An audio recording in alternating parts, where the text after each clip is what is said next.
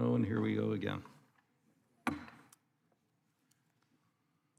Call the Committee on Transportation Infrastructure to order pursuant to Committee Rule 6F, House Rule 11-2H4. The Chair may postpone further proceedings to any question approving any measure or adopting any amendment of which recorded vote of the ayes or nays into order. And without objection, the Chair is authorized to declare recess at any time. Without objection, the Committee will consider H.R. 4042, Aviation Funding Stability Act of 2021, H.R. 5706, Stop Sexual Assault and Harassment Transportation Act, H.R. 1066, Wildfire Recovery Act, H.R. 5641, Small Project Efficient and Effective Disaster Speed Recovery Act, H.R. 5689, Resilient America Act, 5673, Safeguarding Tomorrow Through Ongoing Risk Mitigation Technical Corrections Act, H.R. 5343, FEMA Caseworker Accountability Act, H.R. 5547, CARE is an Economic Development Strategy, CEDS Act, H.R. 4771 to designate the federal building in the United States Courthouse located at 11 North Adams Street, Tallahassee, Florida as the Joseph Woodrow Hatchett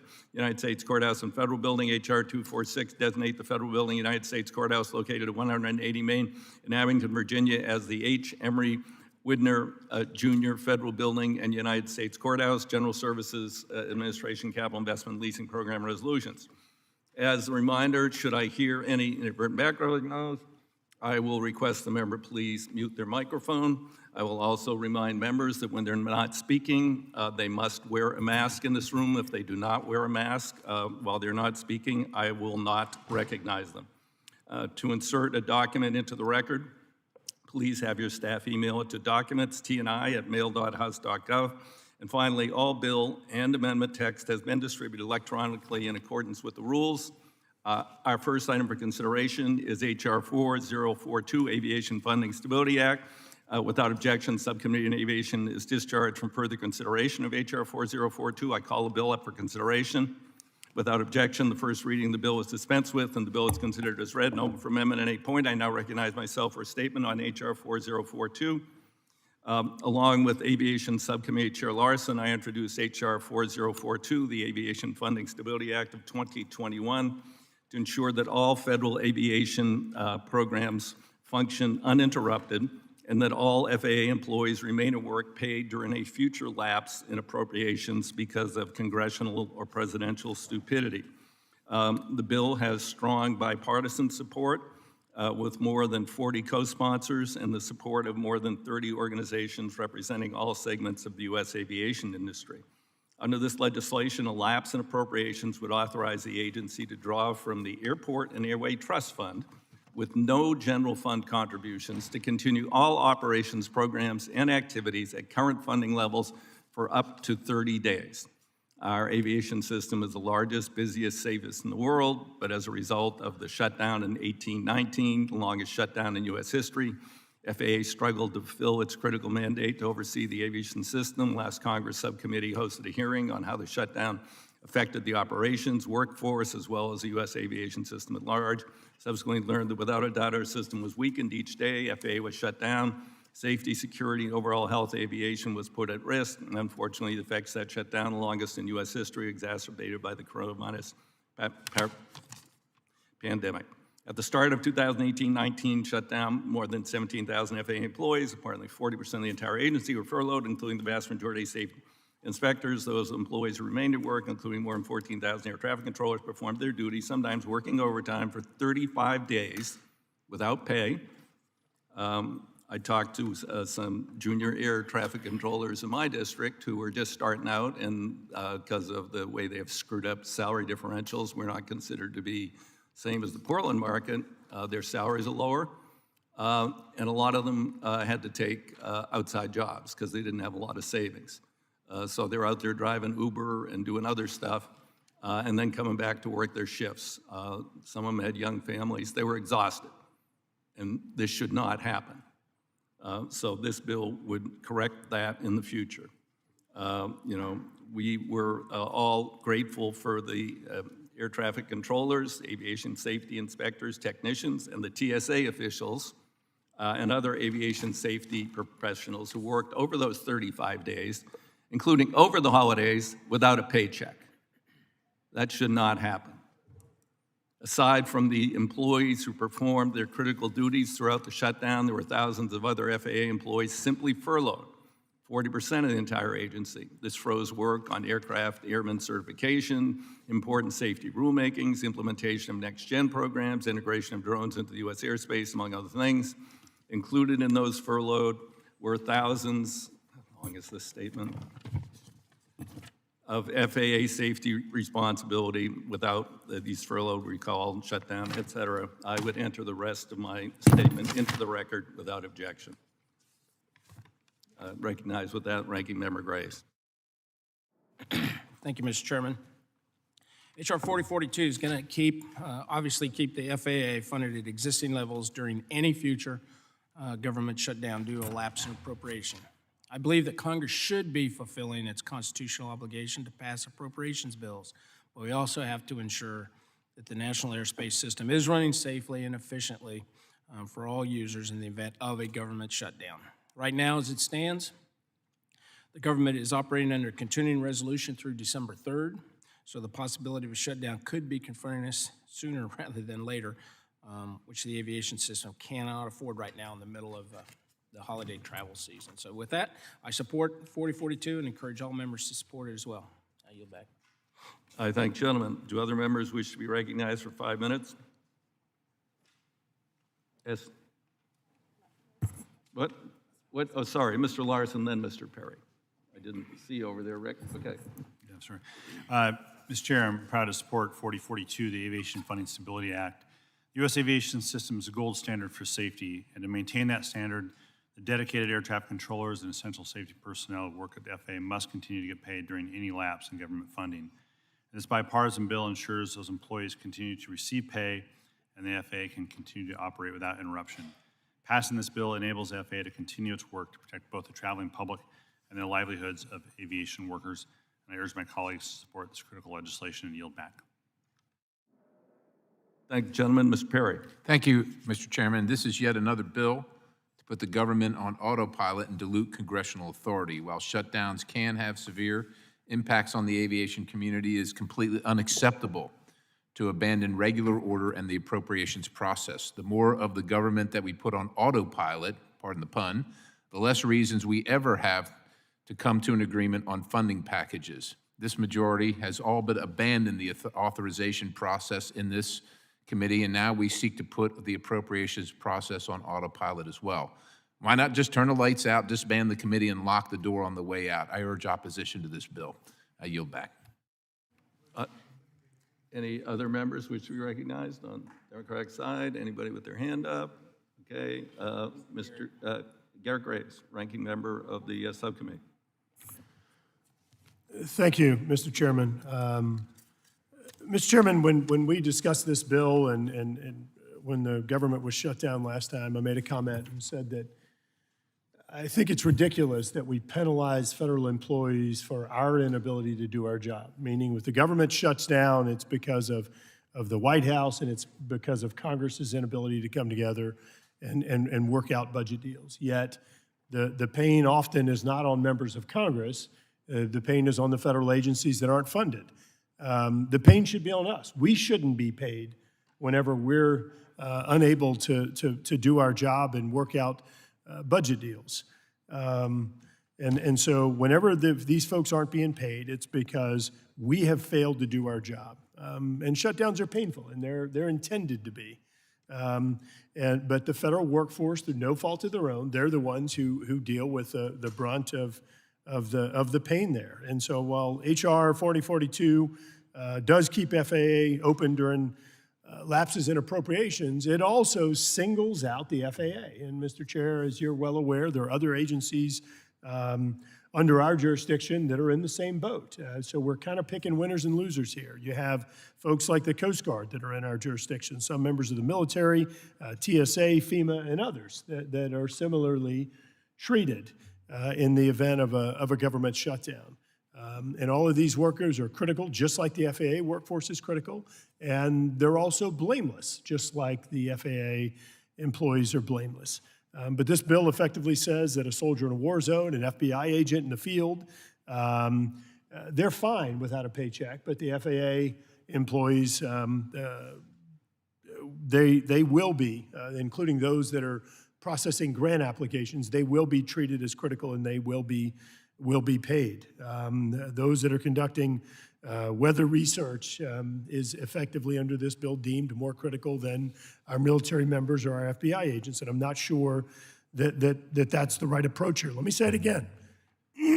I do not believe that federal employees should be penalized as a result of our inability to do our job. I think it's important, Mr. Chair, that we also remember that just 13 months ago, the Airport and Airway Trust Fund had to be bailed out by this committee to the tune of $14 billion because of the collapse in air travel and the CARES Act suspension of aviation fee collection.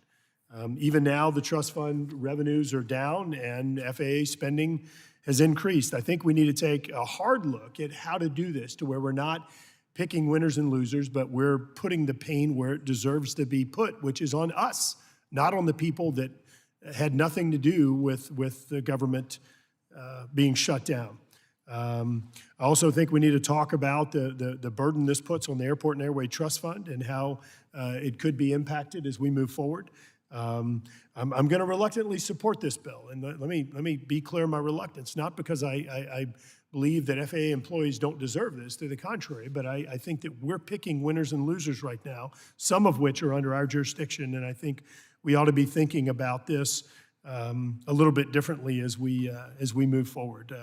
HR 4042 does have broad support from aviation stakeholders, including airports and airlines, general aviation operators, pilots, air traffic controllers, and others, passengers, and that makes sense. After the last 2 years, aviation system and stakeholders need some kind of stability, not more chaos, and certainly this bill does contribute to the stability. We all know the best way to stop government shutdowns and to prevent this from becoming a problem is us doing our job. But when we fail to act, an agency like the FAA, funded by user fees from the passengers and others, they should be able to continue to operate. That's why I will be supporting this bill. But, Mr. Chair, I do hope that you consider my comments about how we're picking winners and losers and how other critical components of the federal government are being left out. So I'll say it again. I'll be supporting HR 4042 today. Thank you, and yield back. I thank the gentleman. Well noted. It would be better not to have stupid government senseless shutdowns and continue under 30-day agreements while we continue to work things out. The House has passed virtually all the appropriations bills. The Senate, of course, has posted bills. I think they've marked up 2 appropriations bills. So there lies the problem in a totally dysfunctional Senate. With that, are there amendments to HR 4042? I have an amendment at the desk, Mr. Okay, Chairman. gentleman is recognized. The clerk will designate the amendment. Amendment to HR 4042, offered by Mr. Mast, number 054. Without objection, the amendment will be considered as read. I recognize Mr. Mast to speak for his amendment for 5 minutes. Thank you, Mr. Chairman. To use the words just spoken on this committee by both sides, we want to avoid stupid, senseless government shutdowns. That's what you just said. We also need to avoid stupid, senseless government overreach. It's been said by both sides, no employees should be penalized over the inability for Congress to do its job. Well, I have an amendment here at the desk over Congress not doing its job. Congress is too chicken to vote on vaccine mandates. That's the truth of it. So Congress is not doing its job. And what this amendment would do is it would say that the administrator of the FAA, the Federal Aviation Administration, may not implement or enforce any requirement that employees of air carriers, such as the term is defined, obtain a vaccine against COVID-19. That is government overreach. Congress refuses to vote on that government overreach, and employees should not be, to use the words of the majority, employees should not be penalized over an inability for Congress to do their job. Let's look at how this affects the world today. We've already seen thousands of cancellations, delays, millions of dollars in lost revenues as a result of what's going on with this government overreach of vaccine mandates, and we're not even in the travel season yet. We're not even in the high shipping season yet for the holidays.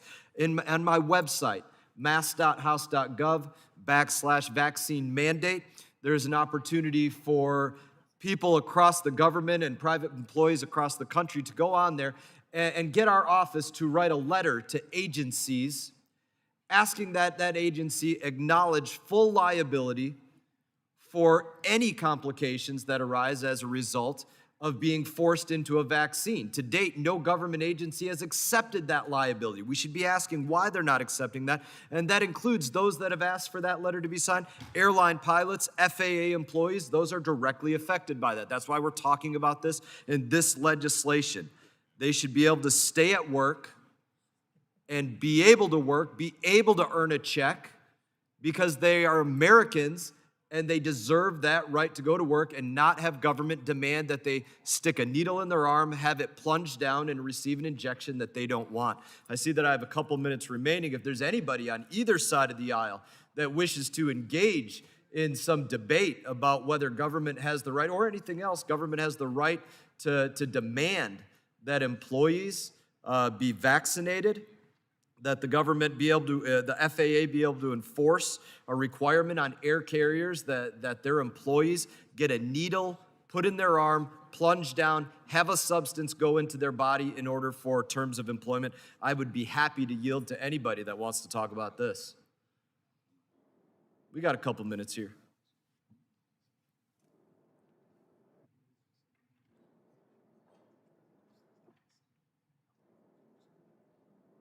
I mean, I have to assume if nobody from the minority wants to argue about this, then the minority must agree that employees of the air carriers should not be forced into vaccination. If they disagree with me, then you would be speaking up right now as members of this committee, but I don't hear anybody speaking up.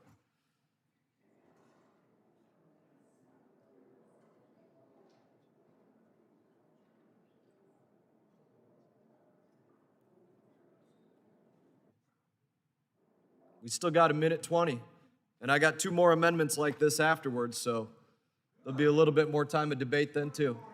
Mr. Garamendi, you want to speak up? I'm happy to engage. I'll yield you the time.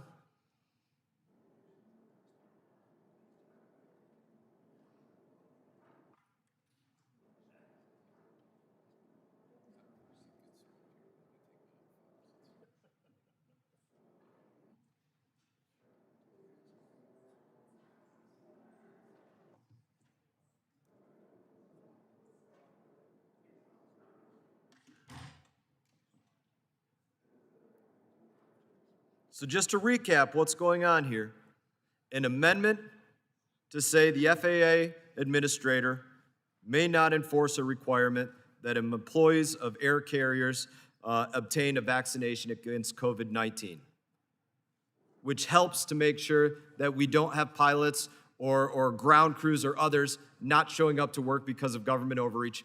Nobody has wanted to argue with me that should not be in place. So I appreciate everybody's support on that. 4 seconds remaining, I yield back. I thank the gentleman for his misdirected concerns. The gentleman's amendment would prohibit the FAA administrator from implementing or enforcing a requirement that employees of air carriers obtain a vaccination against COVID-19.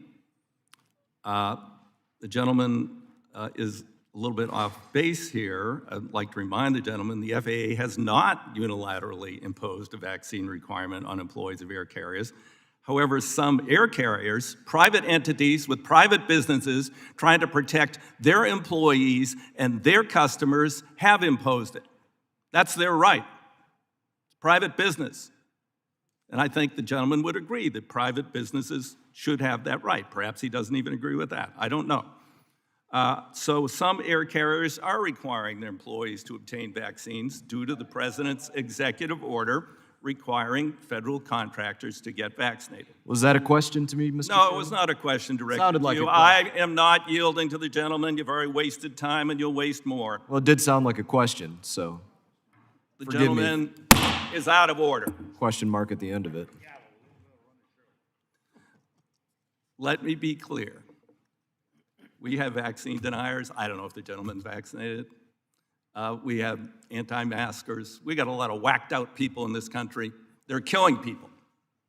Plain and simple. You're killing people, killing innocent people. In 3 counties in the southern part of my district, deep red counties, vaccine rates of 40%. People have died waiting to get into the ICU. Oh, I guess they didn't have COVID. Who knows what they had? Just some strange disease. Because they weren't vaccinated. And they didn't wear masks. And they got infected.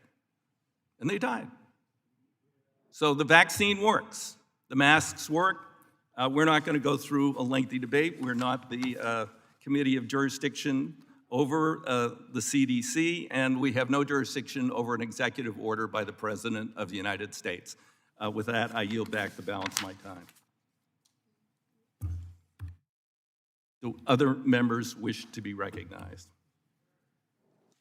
Oh, does he? Oh, Mr. Perry, yes. Well, thank you, Mr. Chairman. Am I recognized? Oh, you are. Oh, thank you, Mr. Chairman. I 5 support minutes. the gentleman from Florida's amendment. I don't think it's the position and should be the position of the government to mandate these. And while these vaccine mandates, and while the FAA has not done it, I think it's a good position for this Congress and this committee to be in to preempt any of that type of action. It would be unprecedented. And while the chairman is right, there are private businesses that have required it of their employees. I would say it has been generally based on the coercion of the federal government, of this administration, that has encouraged them to do that. This is America. At least it used to be. And you should be able to choose whether or not you want to, if I want to indulge the chairman, if you want to roll the dice on your health, whether you want to get on an airplane, or whether you want to jump out of an airplane, that should be your decision, not the federal government's decision. With all due respect, if you truly believe that the vaccination safeguards you from this pandemic, then God bless you. This is America. Go get it and safeguard yourself. But if you are safeguarded, what is your interest in forcing other people who you have no idea of their health history? You have no idea of their closely held beliefs. You don't have any idea whether their doctor told them you might be more in jeopardy of your health by receiving this jab than not. And you should roll the dice and not get it, because if you're a child under 5 years old, you got a 99.999% of safely getting through it. I think it's important that this committee take the lead and inform the FAA that they should not take that action, that they be out of their jurisdiction. It would be unprecedented at the federal level, and it would not be appropriate. And then we could let the American people know where this federal government stands, and we could let aviation carriers know where this Congress stands, and so that they wouldn't be coerced at the specter of an OSHA rule or an executive order or some law or some rule coming out of the FAA that requires them to do it, and so that they would do it preemptively. That's where we should be. Mr. Mast's amendment is appropriate, should be heard, should be voted on, and I would encourage an affirmative vote for freedom in America and for people to make the choices of their own health decisions. With that, Mr. Chairman, I yield back. I have one request. Representative Jimenez.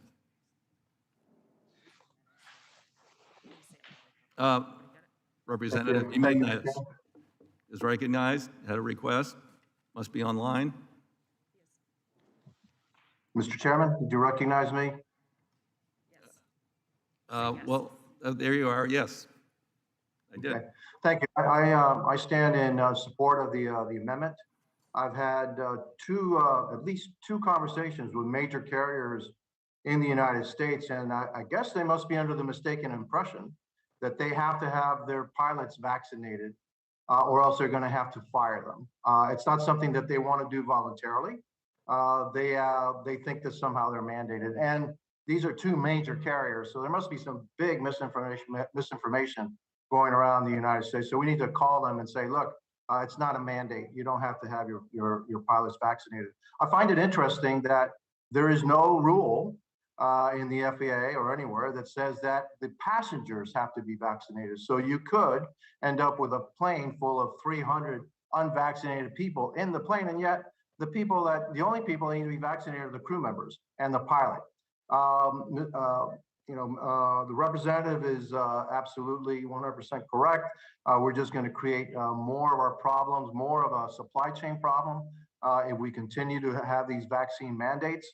I find it actually the height of hypocrisy of this administration that you have over 1 million unvaccinated immigrants coming into the southern border and left in the United States, and yet good, hardworking Americans are forced to be vaccinated. That's the height of hypocrisy. And so I rise in support of the gentleman's amendment. Thank you, and I yield back. I thank the gentleman. Representative Massey. Thank you, Mr. Chairman. I wish to speak in support of Mr. Mast's amendment. The vaccine mandates are illogical and unscientific. They don't recognize prior immunity or natural immunity developed as a result of a prior infection, which we've seen from many studies, multiple studies, over a dozen studies have shown that natural immunity, that those who were unfortunate enough to contract the virus before the vaccine came out possess, is stronger and more robust and more likely to stave off the variants of the virus. And none of these mandates recognize natural immunity. So they're unscientific. They also fail to recognize the fact that the vaccinated can contract the virus and spread the virus to the vaccinated. So they're unscientific on their face. They're also illogical. We have supply chain issues. And we are here in the Transportation and Infrastructure Committee, responsible for large parts of the supply chain. And if we don't stop these mandates, what's going to happen, and what is already happening and already affecting the supply chain, is that employees of the railroads, employees of the airlines, employees throughout the supply chain are being fired because they don't take the vaccine. Many of them wouldn't even benefit from the vaccine because they already have natural immunity from a prior infection. So if we don't want to shut this country down, if we don't want to ruin our supply chain, if we want to actually be scientific about trying to stop this virus, then we would end these vaccine mandates. And so with that, I urge support of Mr. Mast's amendment prohibiting the mandate, and I yield back. Mr. Van Drew. Mr. Chairman, I ask to be recognized. I simply want to support Mr. Mast's amendment as well. You know, a very famous man, Benjamin Franklin, said, "Those that would give up freedom for safety deserve neither." And I certainly think that this is a situation that we can really speak to as far as that issue. We deserve freedom of health, freedom of speech, freedom of religion, freedom of education. That's what America's about. And to force people to get a vaccination when they don't want to, when it may not be beneficial to them. And quite frankly, all of us in our districts have had situations where people who have natural immunity are still forced to get a vaccine. That's not necessary. We've had situations where people truly are sick, are forced to get a vaccine. We've had situations where people really do want a religious exemption. It isn't fake, and they're forced to get the vaccine. That's not the America I know. And the point that was brought out as well, here we are with real supply chain issues.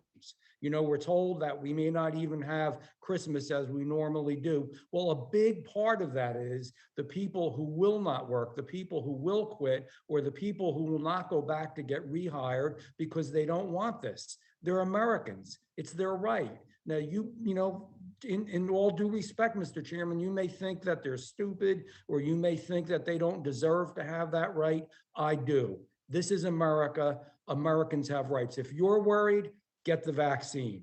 I personally got the vaccine. I'm not an anti-vaxxer, but if somebody else doesn't want to, it is their right. And if you're worried, make sure that you're immune. If you have natural immunity, why force it on somebody? Why force it on our country? Also, especially on much younger folks, because we haven't fully tested this vaccine to the best level. We did it in an emergency process. I understand that, but now we're in a situation where the numbers are going down.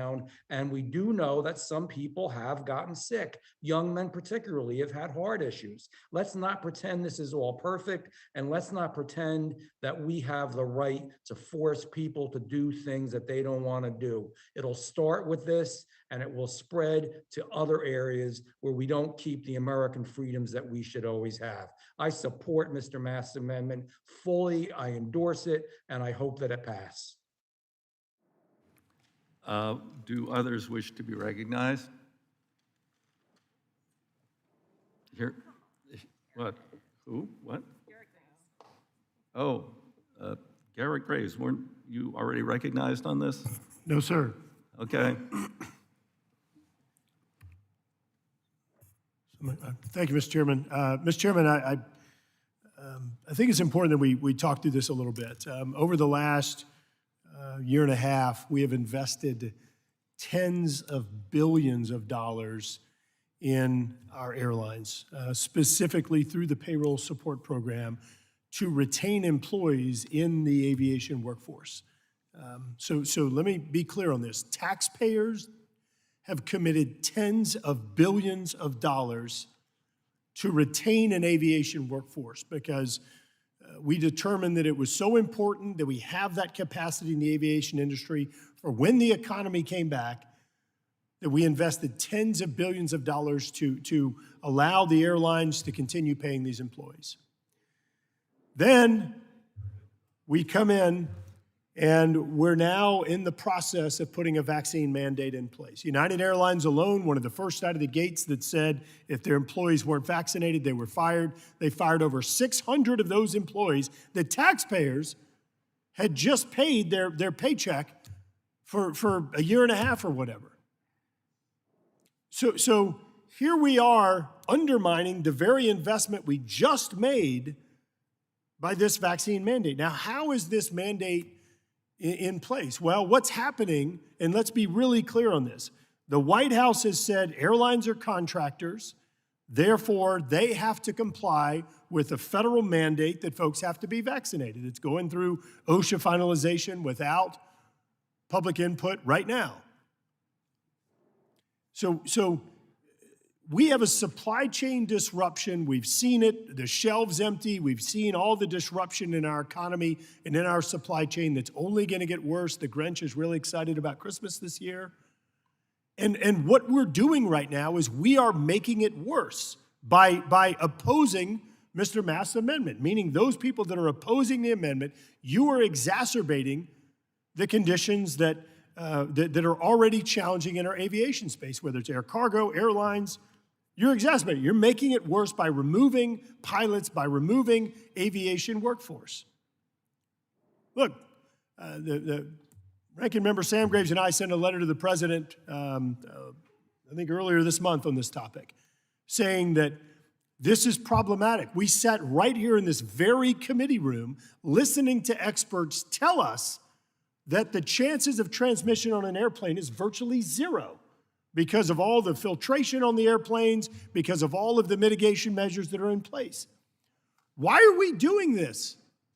We've seen pictures of John Kerry. We've seen pictures of the Texas legislature all flying on airplanes without mask on. You can go sit down and you can have a meal without a mask on. This is a choice that people should be able to make. I actually agree with Mr. Mast. Having this concept that it's okay for the federal government to come in and force people to inject something into their bodies? No, I'm not okay with that. Mayor Jimenez said it as well, or excuse me, Mr. Van Drew, quoting Benjamin Franklin. This is a dangerous direction that we're going in right now.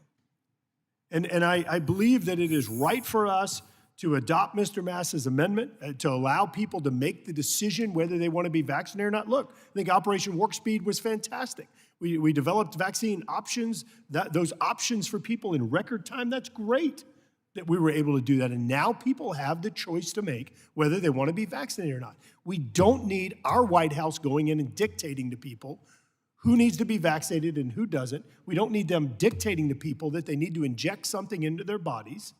And we don't need to undermine the tens of billions of dollars in investment that we just made to maintain this very workforce whenever the reality outcome of this is going to be that we're going to see exacerbated supply chain conditions because of this flawed policy that I think has no business being in a federal mandate. So I'll say it again. I support Mr. Mass's amendment. I urge adoption and yield back. Thank the gentleman. Do others wish to be heard? Seeing none. Oh, Representative Kahale. Hello, Mr. Chairman. And, with all due respect to my colleagues, I have to strongly object to this amendment. As the only sitting member of this T&I committee who is also a current and qualified airline employee and a pilot of a major commercial airline, I have to speak for the thousands, not hundreds of thousands, of airline employees who have been vaccinated. And Mr. Chairman, the science is clear. The best way to prevent the spread of COVID-19 is to get vaccinated, and the fact that mandates work is a proven fact. Major commercial airlines, corporate commercial airlines, including Hawaiian Airlines, Alaska Airlines, United Airlines, JetBlue, Southwest, and American Airlines, have already implemented travel guidelines and mandate a COVID-19 vaccine or provide for weekly COVID testing for their employees. And they do that to protect their customers, their communities, from the increased risk of spreading this deadly virus through air travel. Since the beginning of this pandemic, Mr. Chairman, air travel has enabled the virus to spread rapidly around the world. And as a result, subsequent variants like the Delta variant, which were brought to Hawaii, my state, via air travel.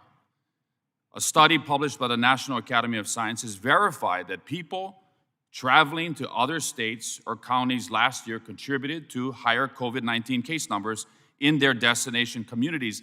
And in enclosed areas like planes and airports, it is especially important that everyone is vaccinated to keep air travelers and their destination communities and the employees of these airlines safe from disease. As air travel without sufficient health regulations continues to facilitate the spread of COVID-19, we must recognize that commercial flight, working for a commercial airline, is not a constitutional right, it is a privilege. Choices have consequences. And if you choose to not get vaccinated, you put your job at risk. The majority of airline employees across this nation have been vaccinated. It is why ALPA supports vaccinations, AFA-CWA supports vaccinations.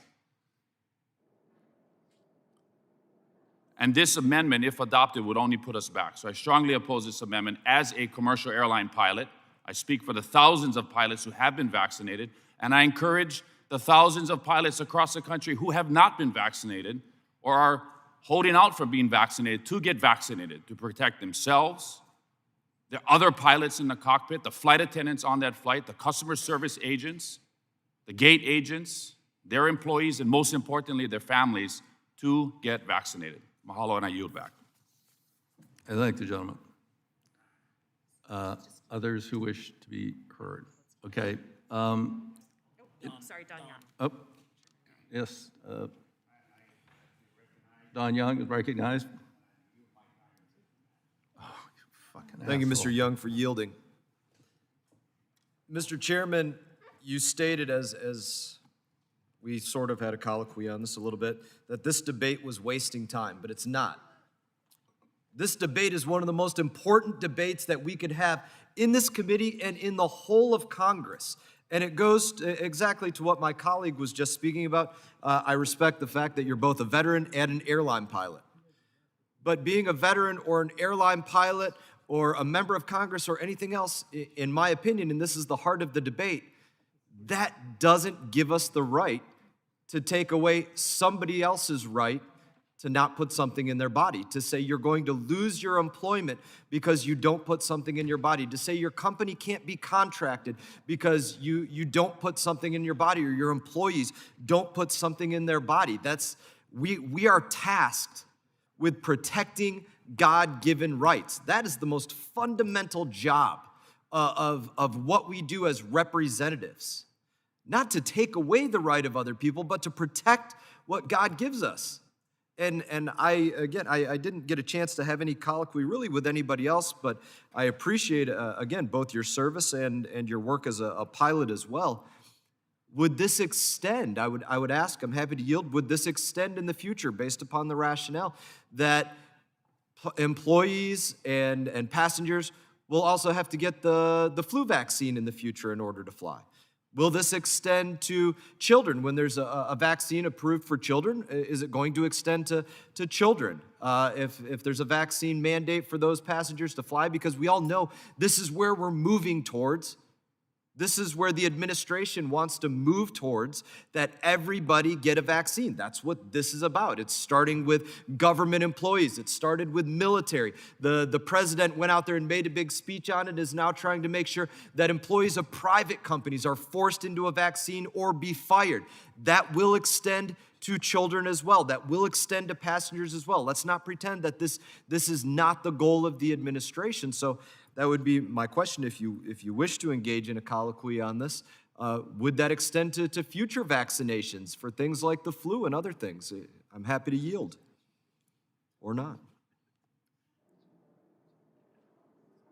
It does not appear as though there's a desire for debate on this, but I would reiterate what was said, Mr. Chairman, that this debate is wasting time. This is not a waste of time.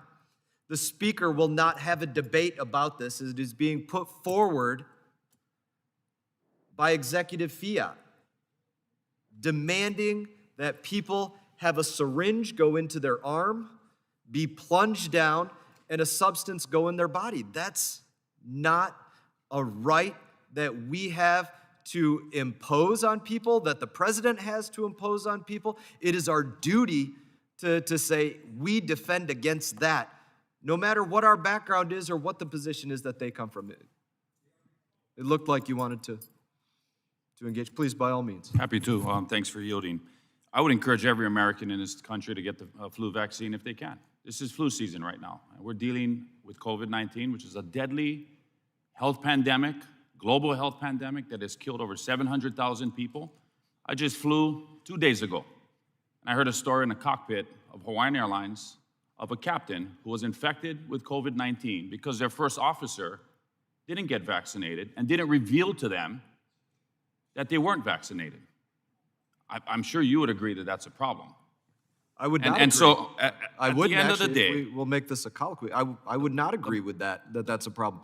The chairman said to me, I don't know whether you're vaccinated or not. That was his statement to me. You're damn right he doesn't know if I'm vaccinated. It's none of his business. It's none of Congress's business. It's not our business or any executives in business whether any individual is vaccinated or not. You can't ask those questions when you hire somebody. But those who choose not to get vaccinated do not have a right to risk the health of others. No, let's go back to another statement that was made by the, we can have a conversation about this. Chairman and I don't agree on everything, but I respect the fact that he is a veteran.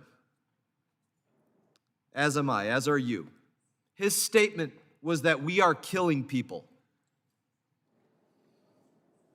As veterans, we should be able to acknowledge that that is not what killing people is. I know very well what killing people is, and not getting vaccinated and walking around with the freedom of breathing is not killing people. I know that for sure. I know that probably better than 99% of the people in this country, with the exception of those that we serve shoulder to shoulder next to. That remark should, in fact, be withdrawn. We are not killing people. We know very well the difference. We need to be free to go out there and make our own health decisions. As members of Congress right now, we could not hire somebody on and ask them in advance, are you vaccinated? Human resources, HR rules would preclude us from asking somebody in advance if they're vaccinated. But why can we do it after the fact? Why can we make demands after the fact? There's an acknowledgement that there's something wrong there. Please, by all means. And you have that choice if you want to make that choice. But if a private company in this country wants to implement a COVID-19 vaccination requirement, then that is their choice. And it is your choice to not get vaccinated, and it is your choice if you lose your job. And I would disagree with that as well, but we can have more debate later. I thank Mr. Young for yielding. Mr. Young? Mr. Young?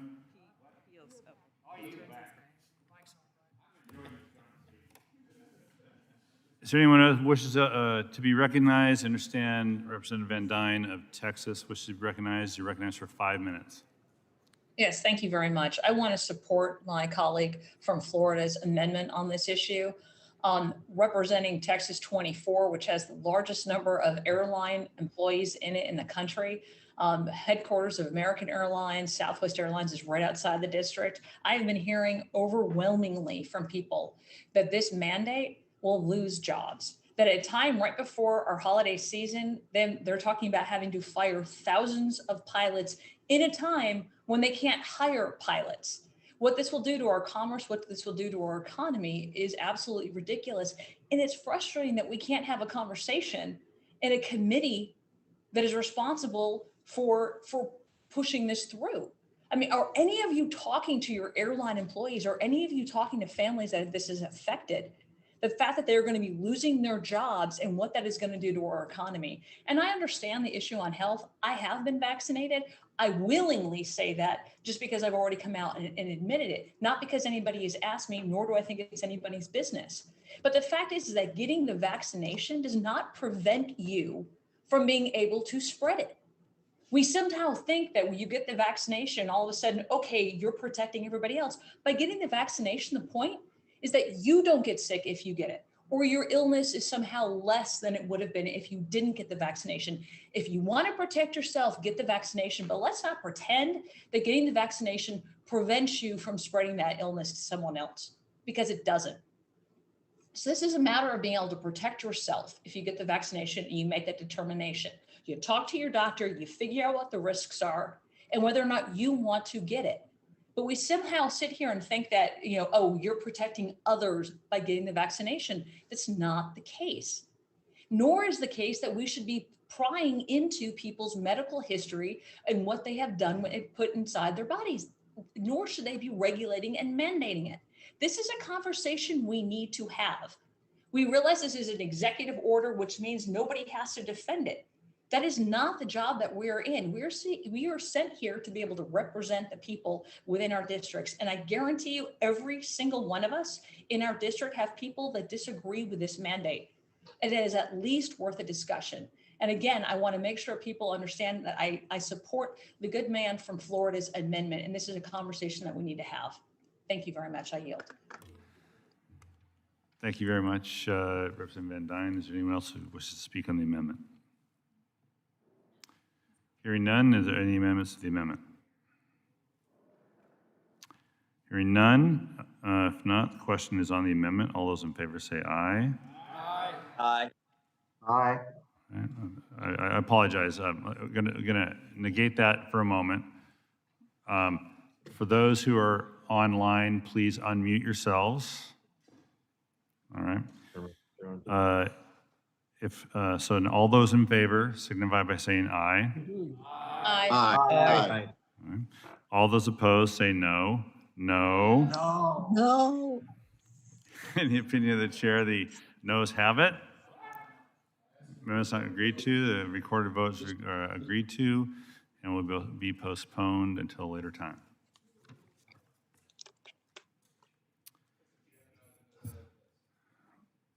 I haven't recognized anyone just yet. Okay. Are there any other amendments?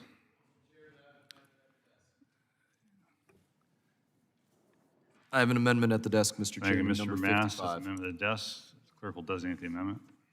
Amendment to HR 4042, offered Mr. Mass, number 055. Mr. Mast is recognized for 5 minutes on his amendment. Thank you, Mr. Chairman. This amendment goes to, again, the exact debate that we were just having, the debate that was labeled a waste of time by the chairman. I would say again, it is not a waste of time. This is the only place where we're having this debate in Congress. It's not happening on the floor of the House of Representatives. Here's the amendment. The administrator of the Federal Aviation Administration may not require any contractor to mandate that employees of such contractor obtain a COVID-19 vaccine. How is this going down with the government? Well, if the airlines are considered contractors, then they are being forced into vaccinations. We also know that the administration is seeking to make a rule that says private employers have to require vaccinations as well. But as we look at this and the other ways down the line that this affects contractors, we're all familiar with the GSA catalog. Maybe you need to buy a pen, maybe you need to buy a tire, maybe you need to buy a vehicle of some sort, some government agency does, and they go into that GSA catalog and they look for what it is that they need to get for that administration. Those companies that provide to all of those agencies, everything from a paper clip to a vehicle, are considered contractors. They are being told that if their employees don't get vaccinated, that they will not be able to be providers as contractors to the GSA. And that's just one example of how this affects the supply chain, how this affects the ability of agencies to go out there and get the work done. And again, it goes to the heart of the debate of government overreach that we were just having. And it was brought up to me by one of my colleagues. Is there any other place that we could point to and say there's not a right to a doctor-patient relationship?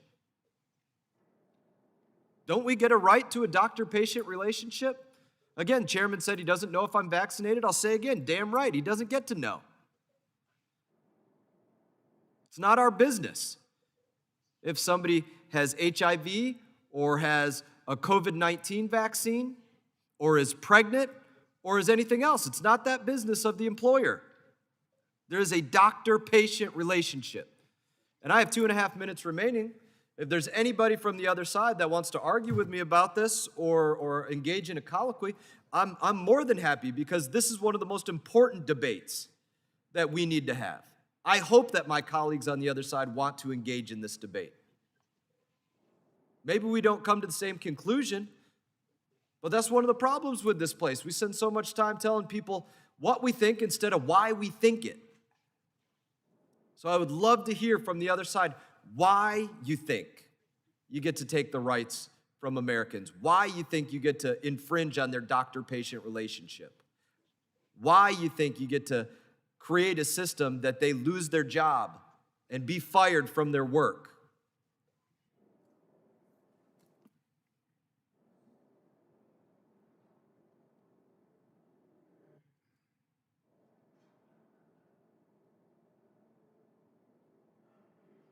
Does the gentleman wish to use the final minute and 30 seconds? Absolutely, Mr. Chairman. I wish to allow my colleagues to engage in a colloquy or debate over this issue. That is not a waste of time.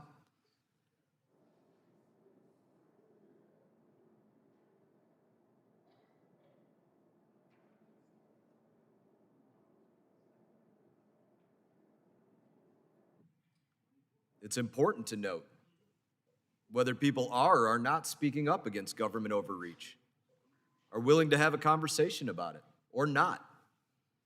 Because we're not getting that chance on the floor of the House of Representatives.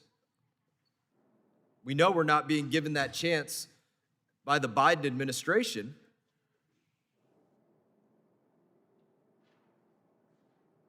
Throw another question out there. Does anybody think that we should be voting on this? This shouldn't be an executive order that's going through OSHA. Any of my colleagues? That this should be a vote for representatives to take? Maybe not.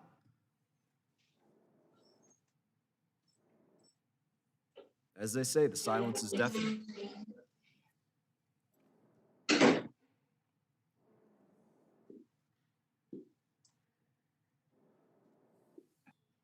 I will note again that nobody spoke up in opposition.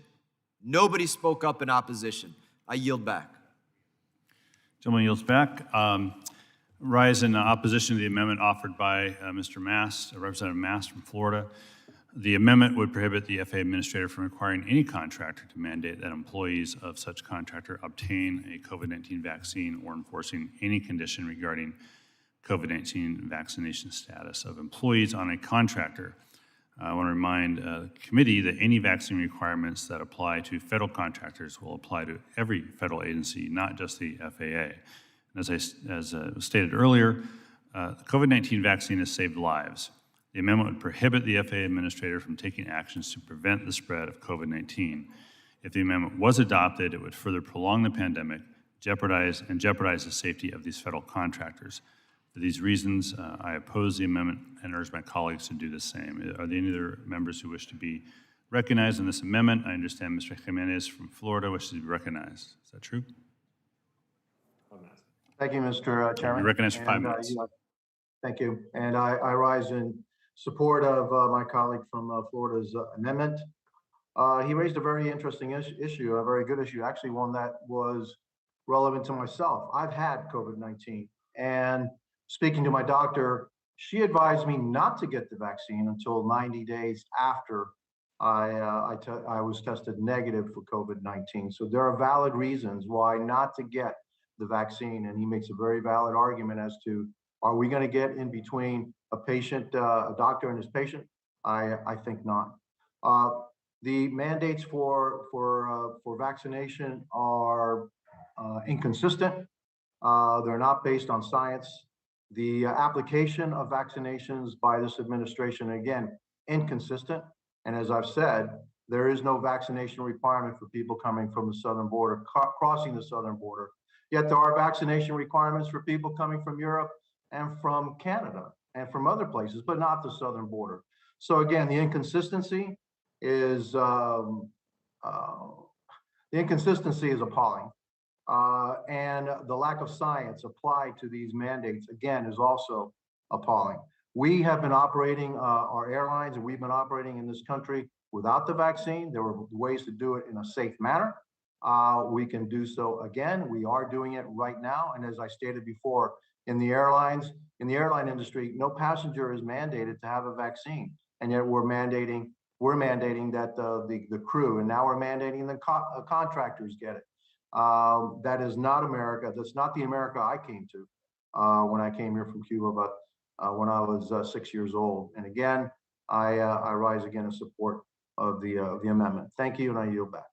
Gentleman yields back. Any other members? I understand Mr. Perry would like to be recognized for 5 minutes on this amendment. Mr. Perry. Thank you very much, Mr. Chairman. One of my colleagues mentioned in the last round that mandates work. Well, you know what? They sure do. Mandates do work. If you wonder about the efficacy of mandates, you can look back in history to Italy in the 30s, Germany in the 30s and 40s, the Soviet Unions. They sure do work. Compliance at the end of a barrel of a gun absolutely works, but I don't know about all the other folks in this room, but I raised my hand and took an oath to uphold and defend the Constitution of the United States of America, which preserves the rights, the God-given rights of American citizens to chart their own course. And whether you've got natural immunity because you've already had the virus, or whether you object to having stem cells that were retrieved from aborted babies injected into your body, it should be your right to determine your course, not the right. The government has no right to force people to have this injection, has no right. And to Mr. Graves' point, I think it's fascinating that in this committee, we supported,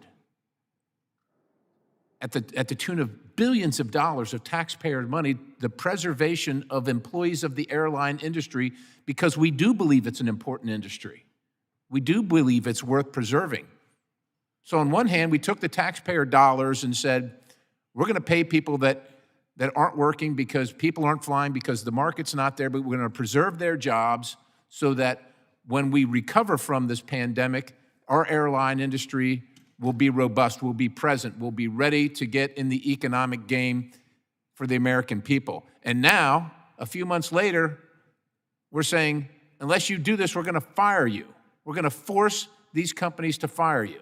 Only at the federal government can these things happen. Only this insanity. This is absolute lunacy. The supply shortages.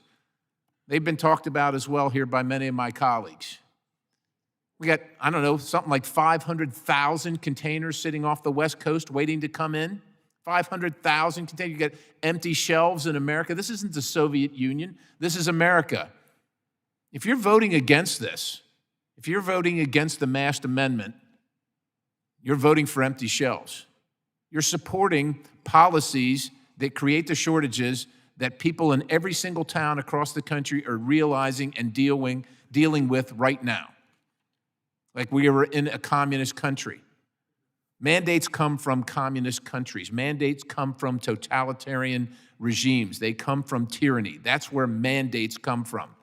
We live in America and have the God-given right to choose for ourselves. And oh, by the way, it's so safe. I don't know where all the breakthrough cases are coming from. I'm not opposed to the vaccination. Again, God bless America. You want to get it?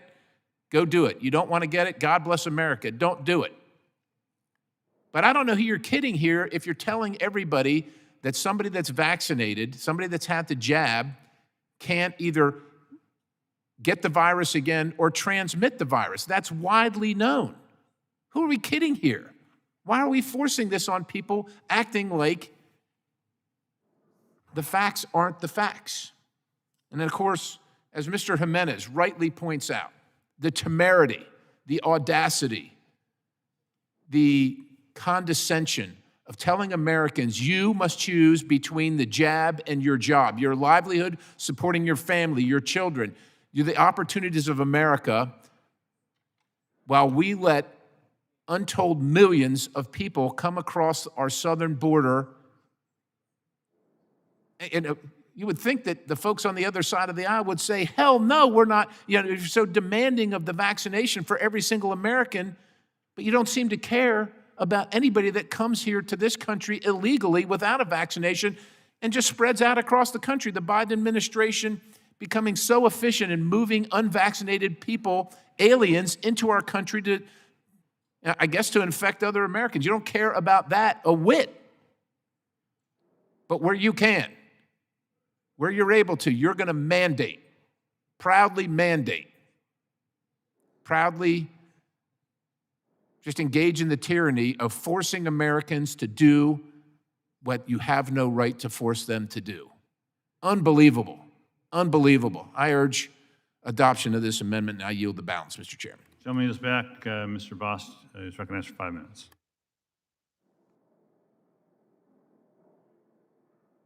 Sorry, Representative Boss for 5 minutes. Thank you, Mr. Chair.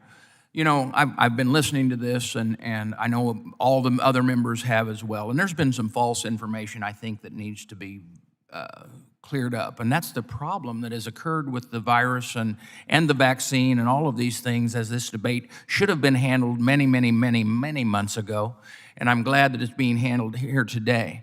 But the statement that by having the vaccine you stop the spread is just false. The vaccine does not stop the spread. You can still get it. I've got a son that had a vaccine, and he still got it. I've had COVID myself and have had the vaccine. But we need to make sure that the information that is put out there is factual. It isn't the vaccine that stops the spread. It is the vaccine that stops and is a security thing that you would take so that you would not be hospitalized. But let me tell you that I, and along with everyone else that has had the vaccine, has made that choice on their own and should make it on their own. It's the same. This is a free nation. It needs to remain a free nation. As was mentioned by Mr. Perry, the fact that you can be forced by the federal government does not occur and should not occur in this nation because of our Constitution. The countries that do that are the countries that we've watched, that are the socialist countries, that are the countries with dictators, where the countries where their government has such great power over them.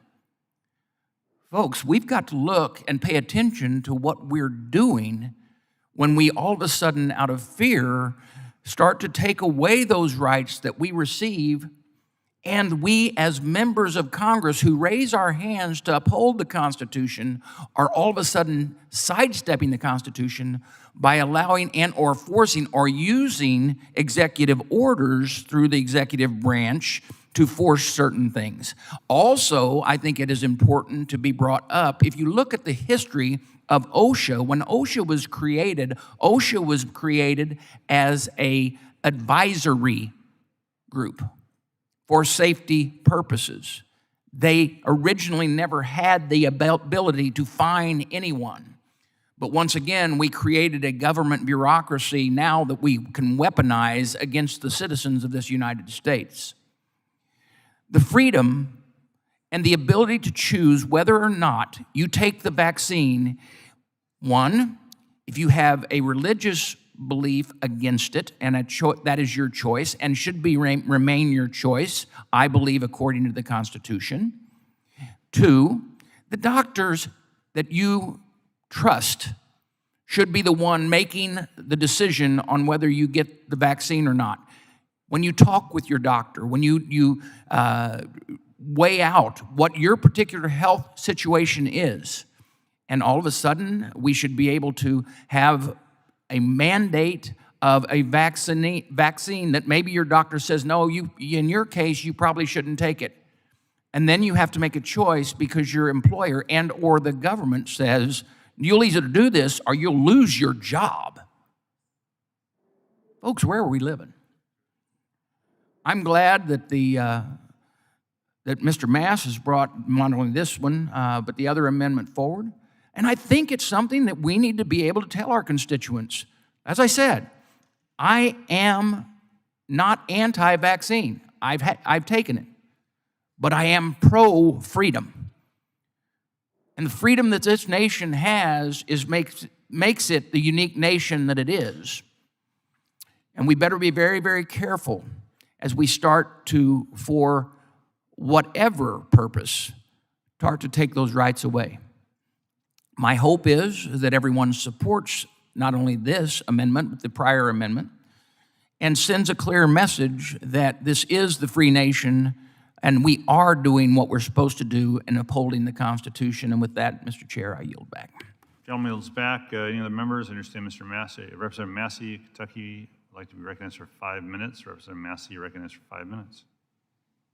Thank you, Mr. Chair. I rise in support of Mr. Mast's amendment prohibiting vaccination requirements for FAA contractors. These are not laws. These vaccine mandates are not laws. Let me repeat, these are not laws. These are edicts issued by the executive branch, and they are therefore unconstitutional. The authority does not rest with the executive branch to mandate something like this on FAA contractors. Where would that authority exist if it were constitutional? It would be in this committee. I challenge my colleagues in this committee to write the legislation. Don't hide behind the president.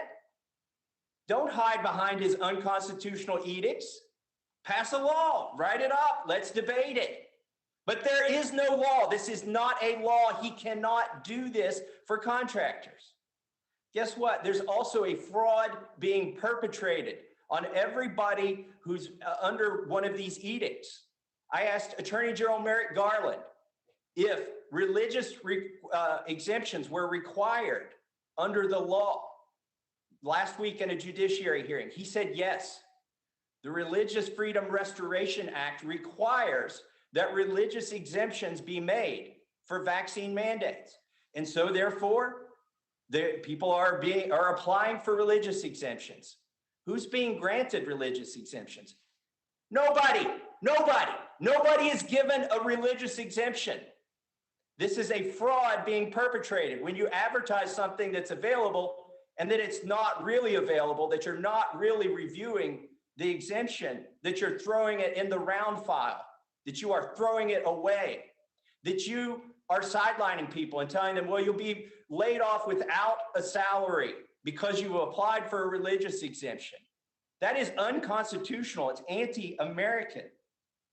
This is also a war. This is Biden's war on women. It's a war on working women of childbearing age.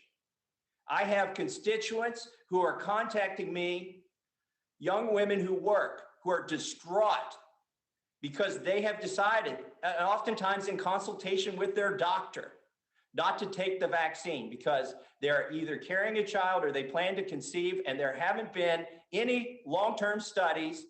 None. It's not possible to have long-term studies. This vaccine has only been around, even in experimental form, for at most 18 months. There's no way to know the long-term effects on a baby that's been carried with a mother who's taken the vaccine. So they have decided not to take the vaccine, but they have been told by their employer or their university, you're fired. We're going to remove from you the means to support your child when you do have the child. We're taking away your job. This is Biden's war on working women of childbearing age. If you disagree with me, somebody speak up. This is such a one-sided debate in this hearing. Thank goodness for Brian Mast offering this amendment. The Democrats are AWOL. They don't even want to speak about this. By the way, the crowing, I hear people crowing, oh, we've got 90% compliance among our workforce. These mandates are working. By the way, most of them aren't even written down. But these mandates are working. We've got 90% compliance. Oh, great. At the FAA for contractors, you have 90% compliance. That means you're going to fire 10% of the people responsible for air safety, for safety of air travel in this country. Are you telling me that they're not necessary? This is ridiculous. This is unsafe. We can't afford to lose a single worker over this. Yet they're going to be fired. And many of them have immunity that is far superior to the vaccine. The studies show that natural immunity acquired by virtue of a prior infection, and no, I'm not saying to go out and get infected, but I am saying if you have been infected, you have superior immunity than somebody who's taken the vaccine and not been infected, but yet you will be told you are fired because you won't take the vaccine, because you won't take the risk of an adverse reaction. And yes, there are adverse reactions. By the way, if there aren't adverse reactions, if there aren't injuries, why does the policy that Biden is promulgating afford time off for people and compensation for people who are injured as a result of the vaccine mandate? By the way, why did OSHA go from requiring employers who have a vaccine mandate to report vaccine injuries to saying they are not recordable anymore? Overnight, they flipped a switch and went from saying, record the injuries, you're responsible, to saying, forget about it, we don't need to know anymore. And I go back. Gentleman's time's expired. Chair recognizes Representative Van Drew for 5 minutes. Thank you, Mr. Chairman. I wasn't going to speak about this, but, the more that we get into it, it's something that I think with a lot of us has really built up over time.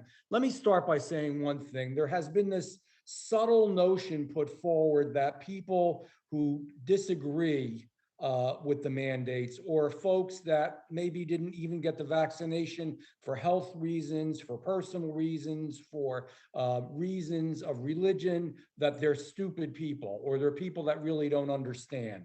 That's wrong. It's demeaning. It diminishes our fellow citizens and also our fellow legislators. It is their right. In America, we have rights. We are taking those rights away. Ronald Reagan said years ago that the loss of freedom was only one generation away.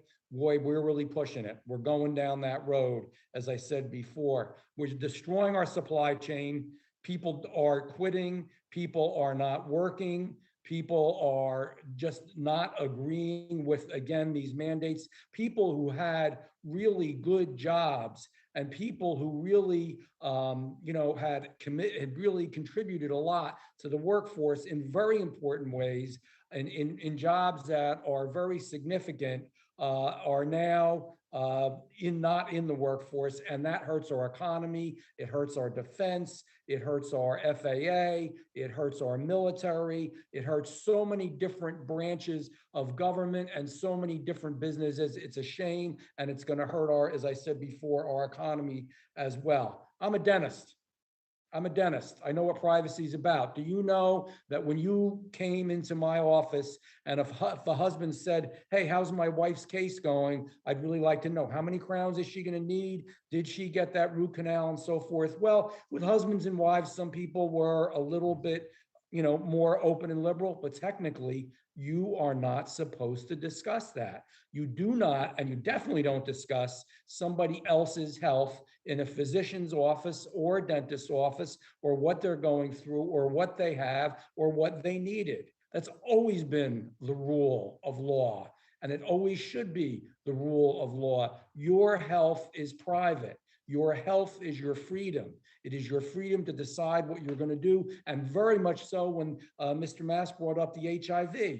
I can't go through my old patients' charts and run around and tell everybody here who had HIV, who had certain diseases, who had certain infections, and when they fill out a health history. It is private. We have to respect that. And what we've lost here, most of all, and it was brought up, and I'm glad it was brought up because I think it's been bothering all of us. What was lost here most of all, as a governing body, as the Congress of the United States of America, we should be debating this issue.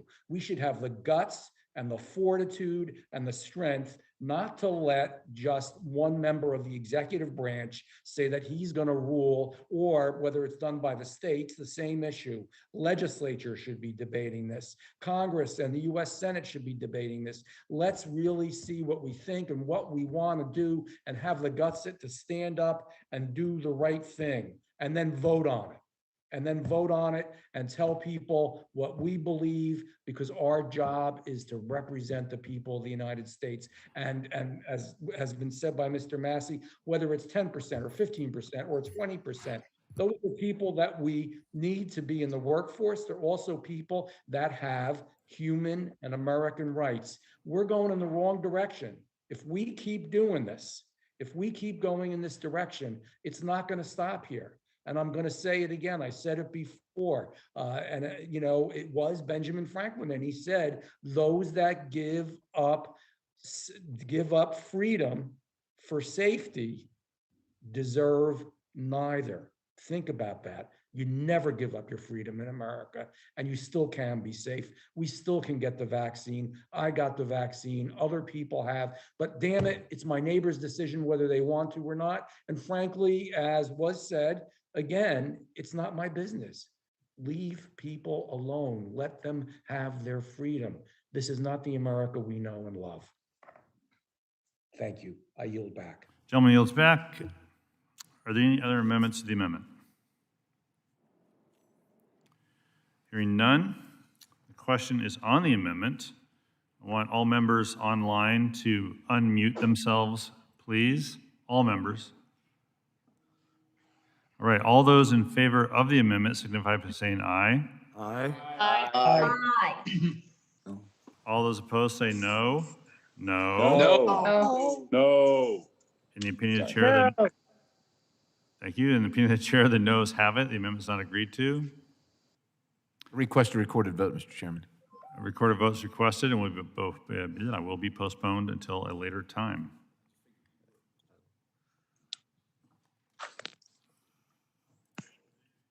Are there any other amendments? Mr. Chairman, I have an amendment at the desk, number 56. Clerk will designate the amendment. Amendment to HR 4042, offered Mr. Mast, number 056.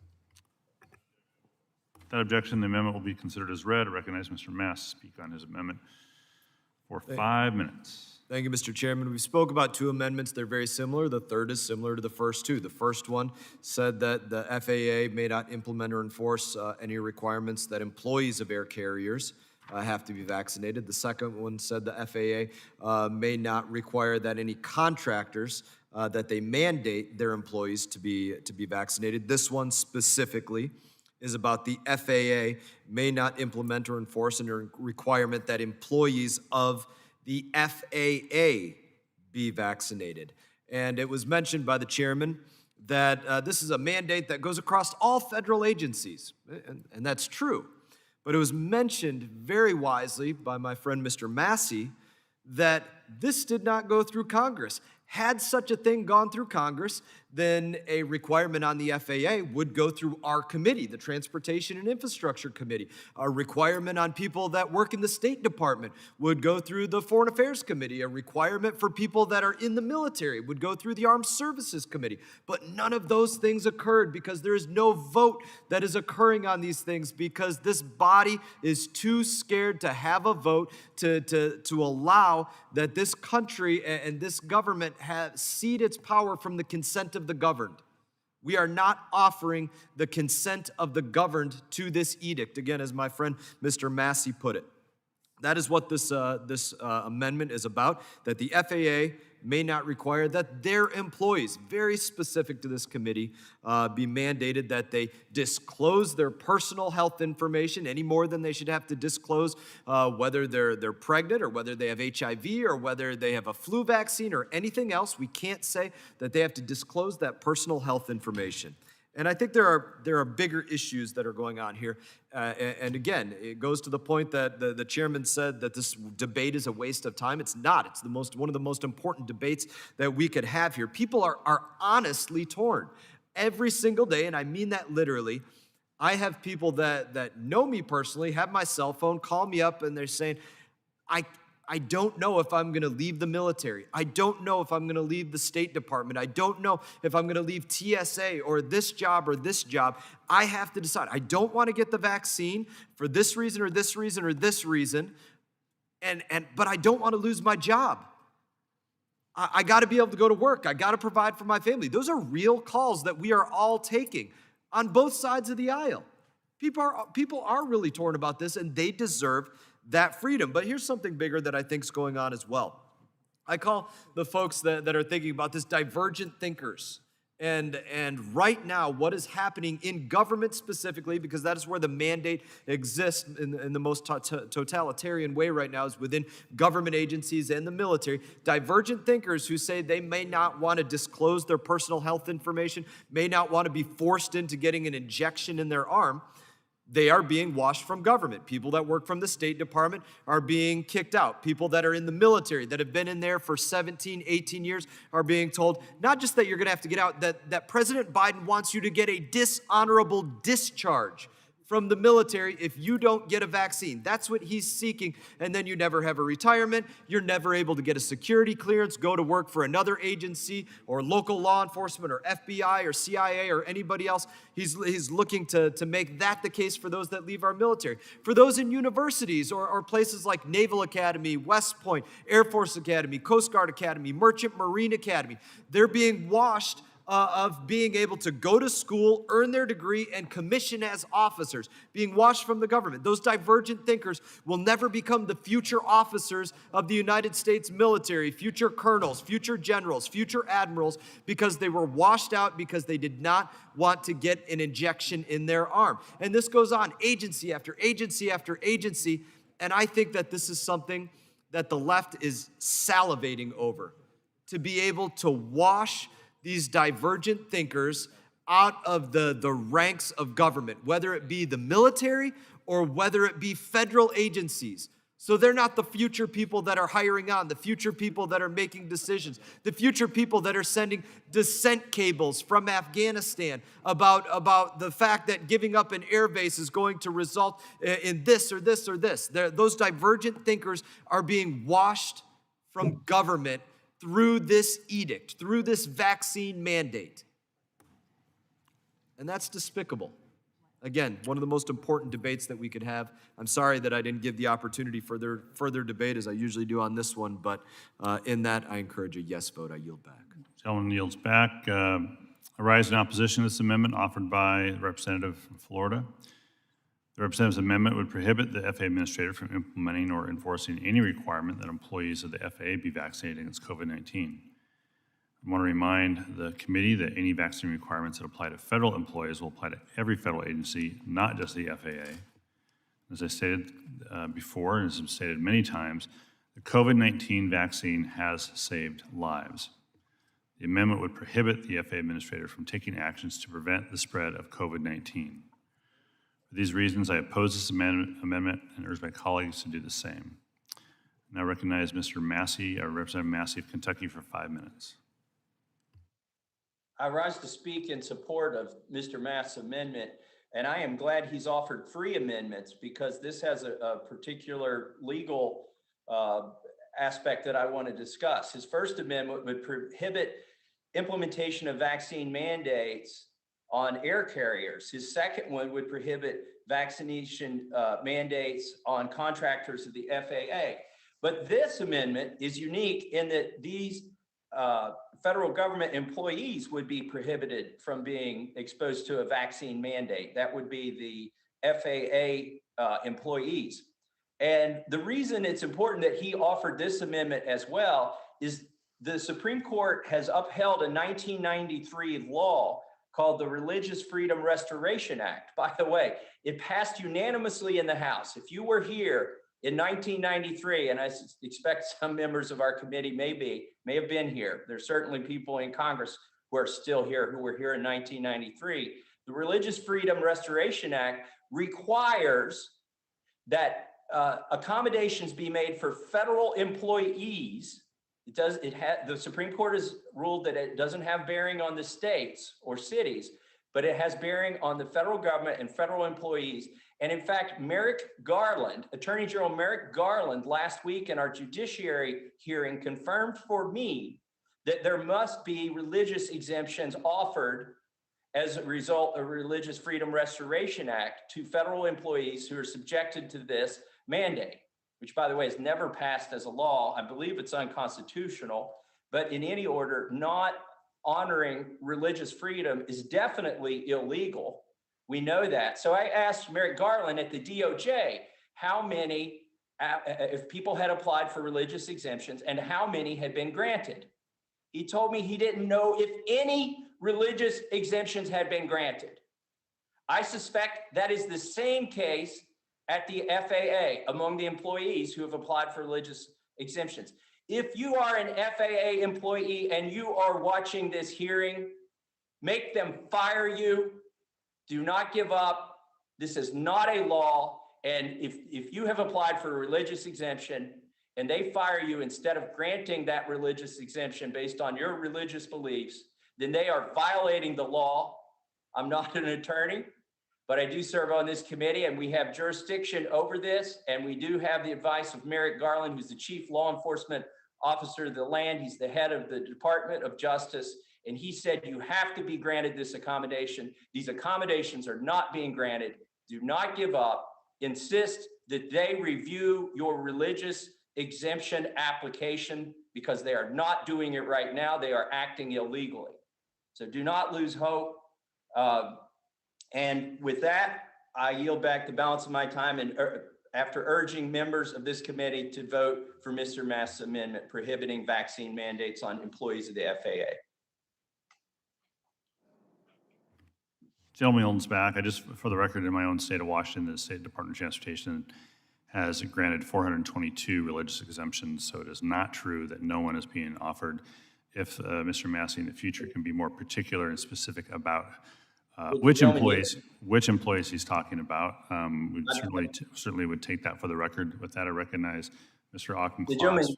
I recognize Mr. Auchincloss for 5 minutes. Mr. Auchincloss. Thank you. Chairman, I appreciate the opportunity to address this issue. I want to specifically address the comments on the military first from my colleague from Florida. I remember well in 2012, as a platoon commander before shipping off to Afghanistan, we lined up and got about a half dozen vaccinations as a platoon because it was part of the workup. And same thing with dental readiness, same thing with basic primary care readiness. Your health and well-being as a member of the armed forces is a matter of government interest. And when you assume the honor of wearing the U.S. uniform, you also yield some of your personal privileges. One of them is complete autonomy over your health care. And that extends from rank and file all the way through the most senior officers. My second deployment, when I was commanding a platoon in Panama, I remember my company commander sat me down, handed me the malarial pills that were prescribed to the platoon and said, if a single member of your platoon gets malaria, you're fired. That is the kind of responsibility that members of the military need to take onto themselves. Health is part of national security. And while there are rights that the UCMJ is vigorous in defending, there are also responsibilities that you take onto yourself. And that same balance between rights and responsibilities applies to the citizenry at large. Obviously, the gradations are very different.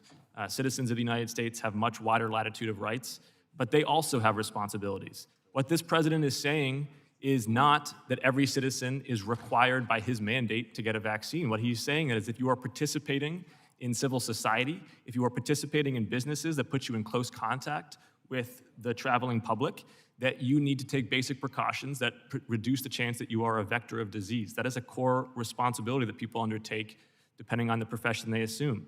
This is highly reasonable and indeed is a core requirement for us to get to the other side of COVID. We've seen in other countries like Portugal that vaccine mandates can be incredibly effective. And we have seen that the worst sky is falling predictions about mandates have not come to bear in the United States. People are not actually quitting in droves. So I am in opposition to this amendment. Will the gentleman yield? And I will yield my time to, who said that?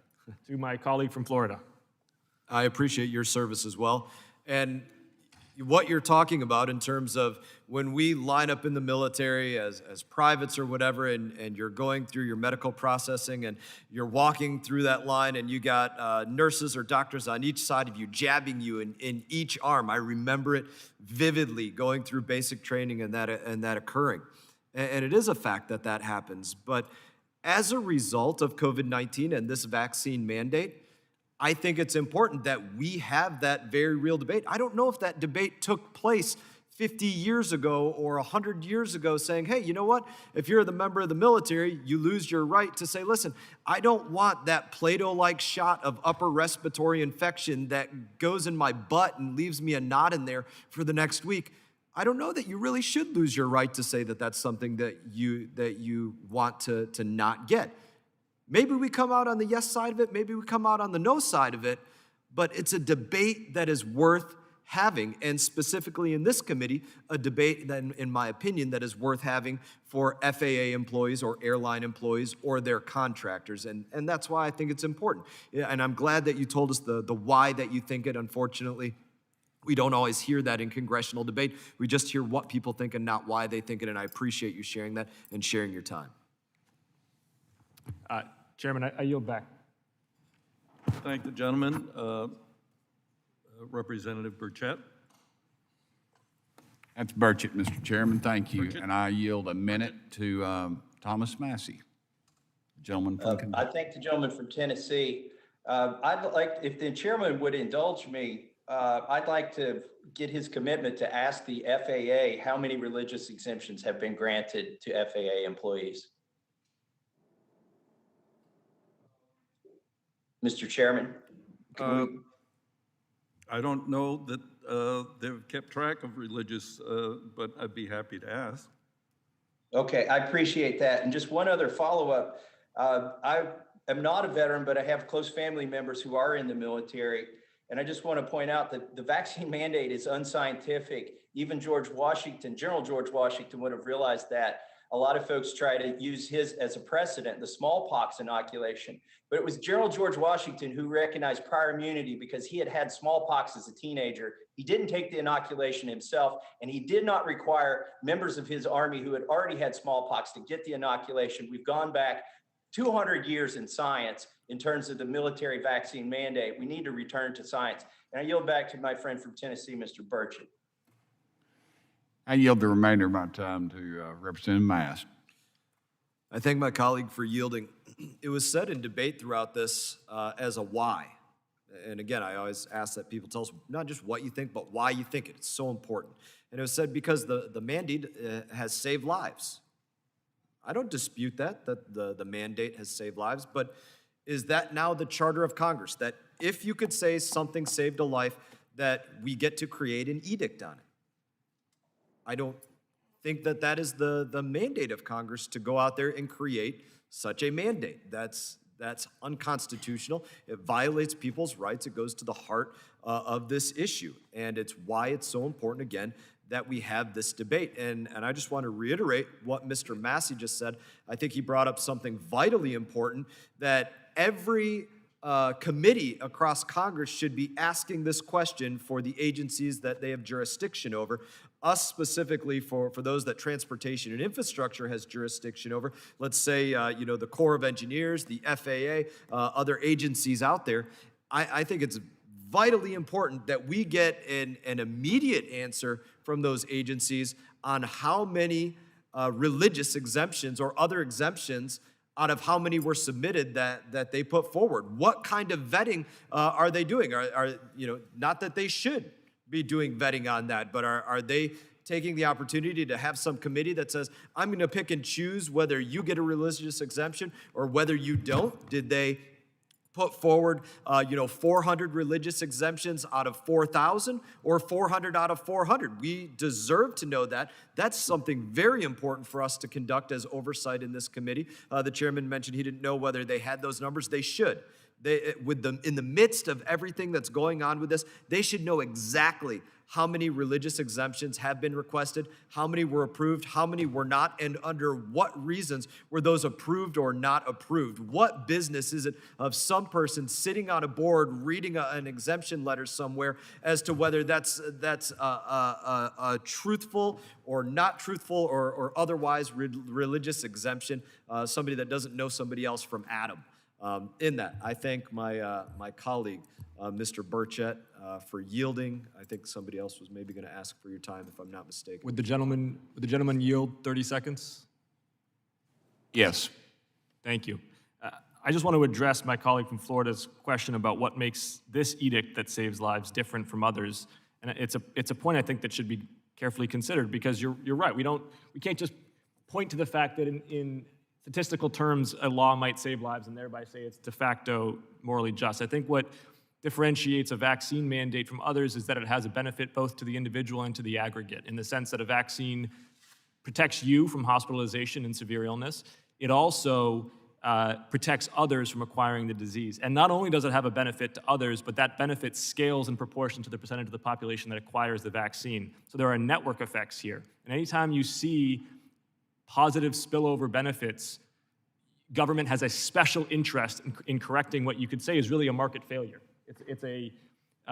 Individuals are not internalizing the full benefit of their decisions, and government has an interest in ensuring then that they are calculating the social benefit as well as the individual benefit. I yield back. 10 seconds, Mr. Burchett. I yield, Mr. Mast. I am lethal, and I would advise that you mandate I carry a firearm because I can protect people. Now the question is, there are... Mr. Perry. Oh, certainly, Mr. Perry. Yes, There's more Mr. to be Chairman. said. Thank you so much. I'm listening to the discussion here about the military, and I thank both gentlemen for their service and everybody in the room that has served. And I, too, remember the days of going through the line, and I've got an extensive shot record, having the privilege of starting out as a private and ascending to the rank of 07, Brigadier General.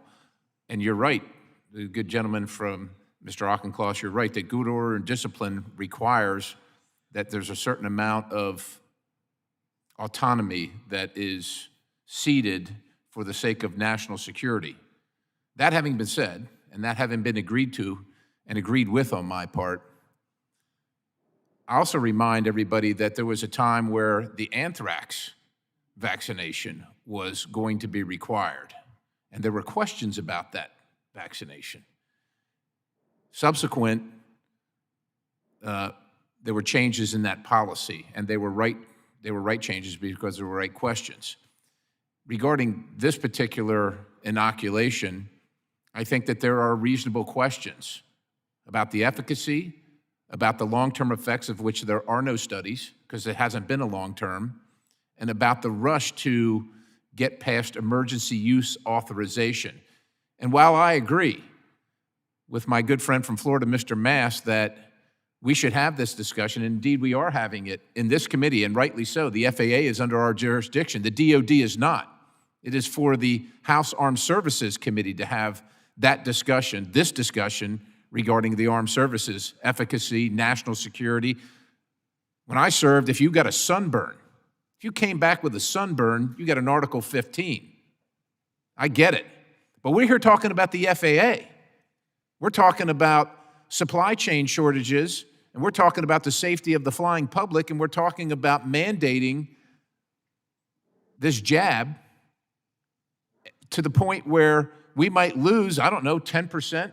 I don't know what percent of the FAA staff is vaccinated. The same FAA that many of us rail against in here for their slow reaction time, their inability to promulgate the things that we dictate here in Congress as representatives of the people. They can't seem to get rules out. They can't seem to get a uniform traffic management system for unmanned vehicles out after years and years of arguments, discussions, and votes and questions in this committee about the FAA's inability to produce things timely. And now we're having another argument saying, well, if you don't do this, we're gonna fire, I don't know what percentage of that very force, and then we're gonna drag them back in here and say, why aren't you getting things done timely? This is our jurisdiction. The gentleman from Pennsylvania yield? The gentleman will yield. Thank you, Mr. Perry. These vaccine mandates followed the FDA approval of the vaccine, but the vaccines that are being mandated are not FDA approved. Can you imagine if we used this framework with the FAA and we waited to mandate a piece of equipment until the FAA approved it, and then for legal reasons, we installed equipment that was not FAA approved? I point that out as ridiculous as it sounds, because that's the ridiculous situation we are in with these mandates and a vaccine that's not been approved, but people think it has, but it's not. Now yield back to the gentleman from Pennsylvania. Thank you. Well, I thank my good friend from Kentucky, and he makes an absolute valid point. Once again, I would say only this absurdity at the federal level. Whether you work for the FAA or whether you work for the DOD or whether you work for private industry, I think it's important to remember things like the Nuremberg codes and the fact that we are free Americans. Now, we do have the choice to work or not work. And we should have the choice to inject things in our body or not inject things in our body. But we also should have the choice, and we do have the choice that's constitutionally guaranteed, to make decisions about our well-being based on our strong-held religious beliefs. And we should have the choice to make decisions based on medical reasons for which nobody in this committee knows the circumstances of individuals that work at the FAA or otherwise. And with that, I would ask the chairman, as long as he's willing to inquire with the FAA about how many religious exemptions they have granted, if we will also agree to ask the FAA how many medical exemptions they have granted to this requirement. Would the chairman engage in that? I'd be happy to ask the FAA those two questions. I thank the chairman, and I think the point's been made. I yield the balance. If there are amendments to the amendment. What? What? Okay. All right. All right. Hearing none, the question is on the amendment, and people will unmute. Be ready. Those in favor will say aye. Aye.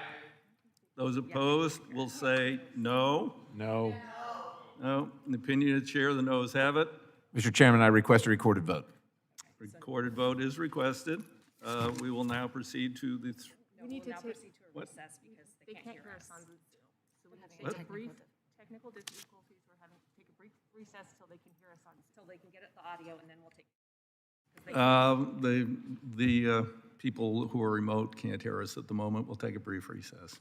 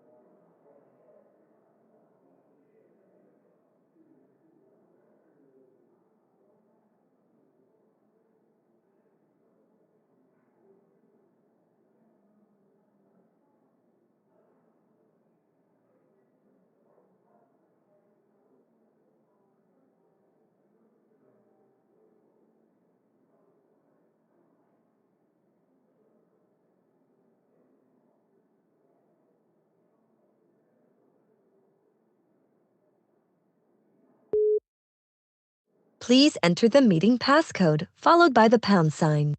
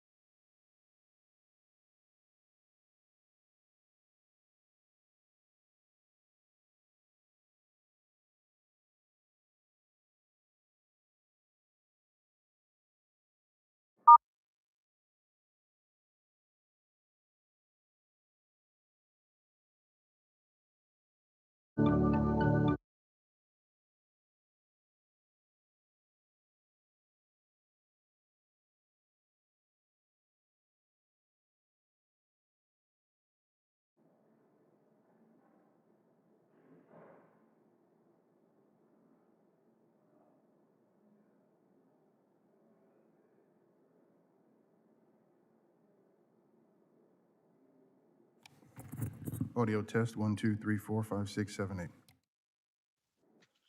Got you coming through loud and clear.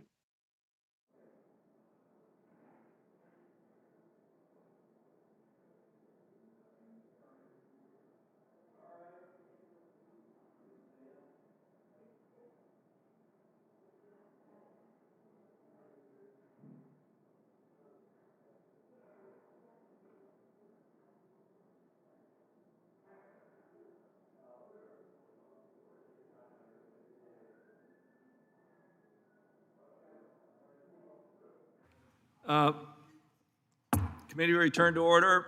I will now proceed to consideration of amendments on which record votes requested and postponed. Members are reminded to have their cameras on.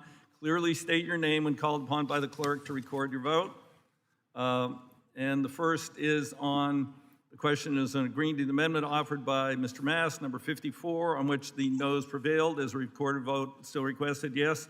The clerk will call the roll. Mr. DeFazio. No. Mr. DeFazio votes no. Mr. Graves of Missouri. Mr. Graves of Missouri votes aye. Ms. Norton. No. Ms. Norton votes no. Mr. Young. Ms. Johnson of Texas. Johnson of Texas votes no. Ms. Johnson of Texas votes no. Mr. Crawford. Crawford, yes. Mr. Crawford votes aye. Mr. Larson of Washington. Larson, no. Mr. Larson of Washington votes no. Mr. Gibbs. Yes, Gibbs, yes. Mr. Gibbs votes aye. Ms. Napolitano. No. Mrs. Napolitano votes no. Mr. Webster. Webster votes yes. Mr. Webster votes aye. Mr. Cohen. Mr. Massey. Massey votes aye. Mr. Massey votes aye. Mr. CEDS. Mr. Perry. Mr. Perry votes aye. Mr. Garamendi. No. Mr. Garamendi votes no. Mr. Rodney Davis of Illinois. Mr. Johnson of Georgia. No. Mr. Johnson of Georgia votes no. Mr. Katko. Mr. Carson. No. Mr. Carson votes no. Mr. Babin. Ms. Titus. Titus votes no. Ms. Titus votes no. Mr. Graves of Louisiana. Mr. Graves of Louisiana votes aye. Mr. Maloney of New York.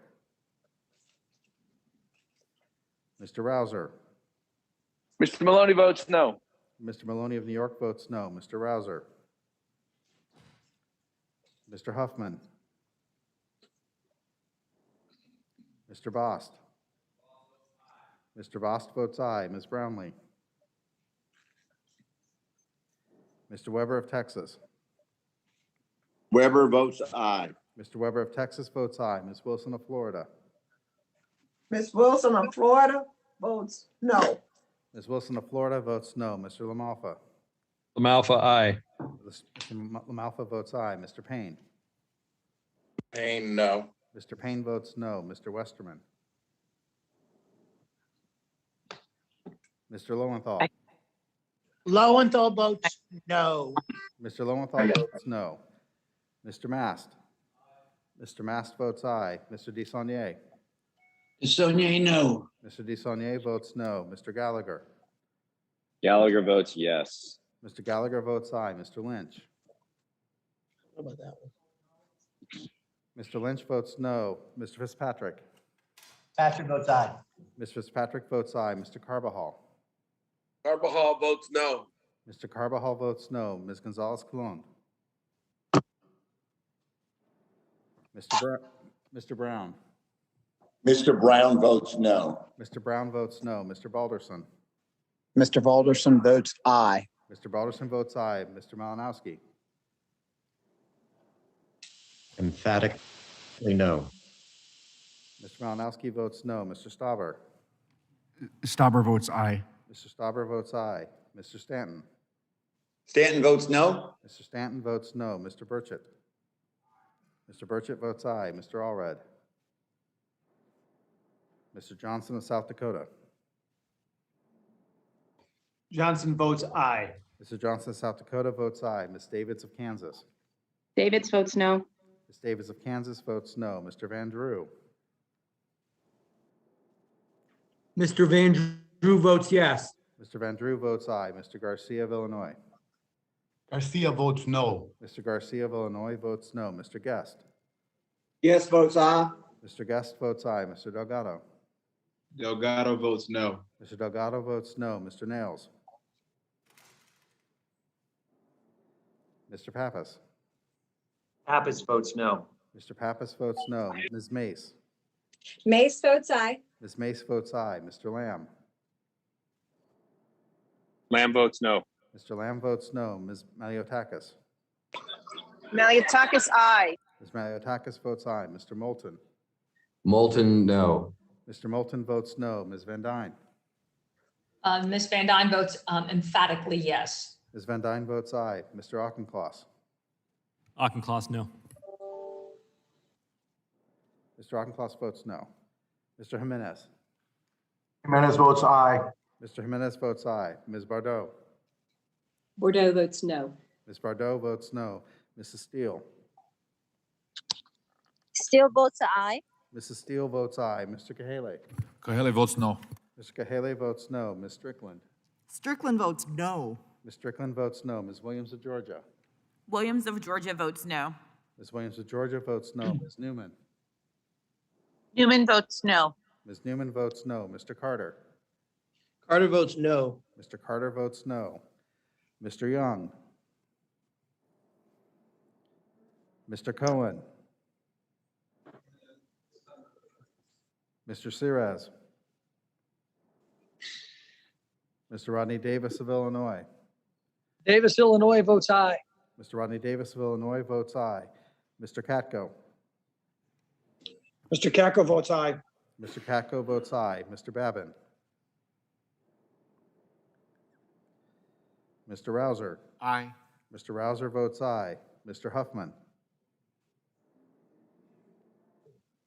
Ms. Brownlee. Ms. Brownlee votes no. Ms. Brownlee votes no. Mr. Westerman. Ms. Gonzalez Colon. Mr. Allred. Mr. Nails.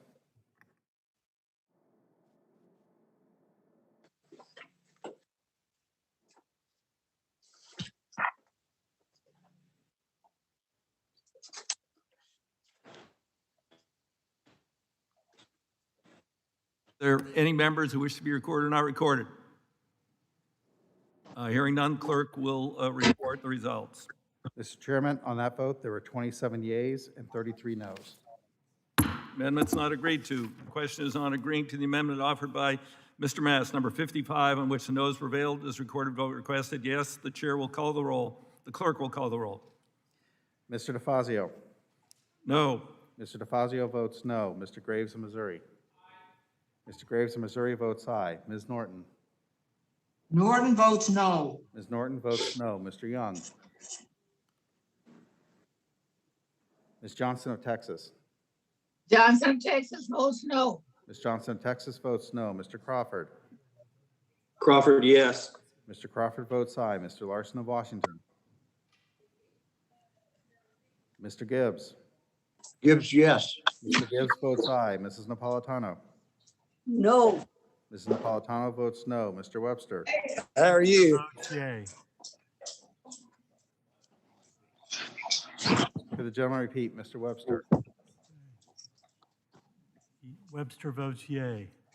Mr. Webster votes aye. Mr. Cohen? Mr. Massey? Massey votes aye. Mr. Massey votes aye. Mr. Cirez? Mr. Perry? Mr. Perry votes aye. Mr. Garamendi? Garamendi votes no. Mr. Garamendi votes no. Mr. Rodney Davis of Illinois? Mr. Johnson of Georgia? Johnson of Georgia votes no. Mr. Johnson of Georgia votes no. Mr. Katko? Mr. Katko votes aye. Mr. Katko votes aye. Mr. Carson? Mr. Carson votes no. Mr. Carson votes no. Mr. Babin? Ms. Titus? Titus votes no. Ms. Titus votes no. Mr. Graves of Louisiana? Mr. Graves of Louisiana votes aye. Mr. Maloney of New York? Mr. Maloney votes no. Mr. Maloney of New York votes no. Mr. Rouser? Aye. Mr. Rouser votes aye. Mr. Huffman? Mr. Bost? Mr. Bost votes aye. Ms. Brownlee? Ms. Brownlee votes no. Ms. Brownlee votes no. Mr. Weber of Texas? Weber votes aye. Mr. Weber of Texas votes aye. Ms. Wilson of Florida? Ms. Wilson of Florida votes no. Ms. Wilson of Florida votes no. Mr. LaMalfa? LaMalfa, aye. Mr. LaMalfa votes aye. Mr. Payne? Payne votes no. Mr. Payne votes no. Mr. Westerman? Mr. Lowenthal? Mr. Lowenthal votes no. Mr. Lowenthal votes no. Mr. Mast? Mr. Mast votes aye. Mr. Desaulnier? DeSaulnier, no. Mr. Desaulnier votes no. Mr. Gallagher? Gallagher votes yes. Mr. Gallagher votes aye. Mr. Lynch? Mr. Lynch votes no. Mr. Fitzpatrick? Patrick votes aye. Mr. Fitzpatrick votes aye. Mr. Carbajal? Carbajal votes no. Mr. Carbajal votes no. Ms. Gonzalez Colon? Aye. Ms. Gonzalez? Am I Colon? nervous? Ms. Gonzalez Colon votes aye. Mr. Brown? Mr. Brown votes no. Mr. Brown votes no. Mr. Balderson? Alderson votes aye. Mr. Balderson votes aye. Mr. Malinowski? No. Mr. Malinowski votes no. Mr. Stauber? Stauber votes aye. Mr. Stauber votes aye. Mr. Stanton? Mr. Burchett?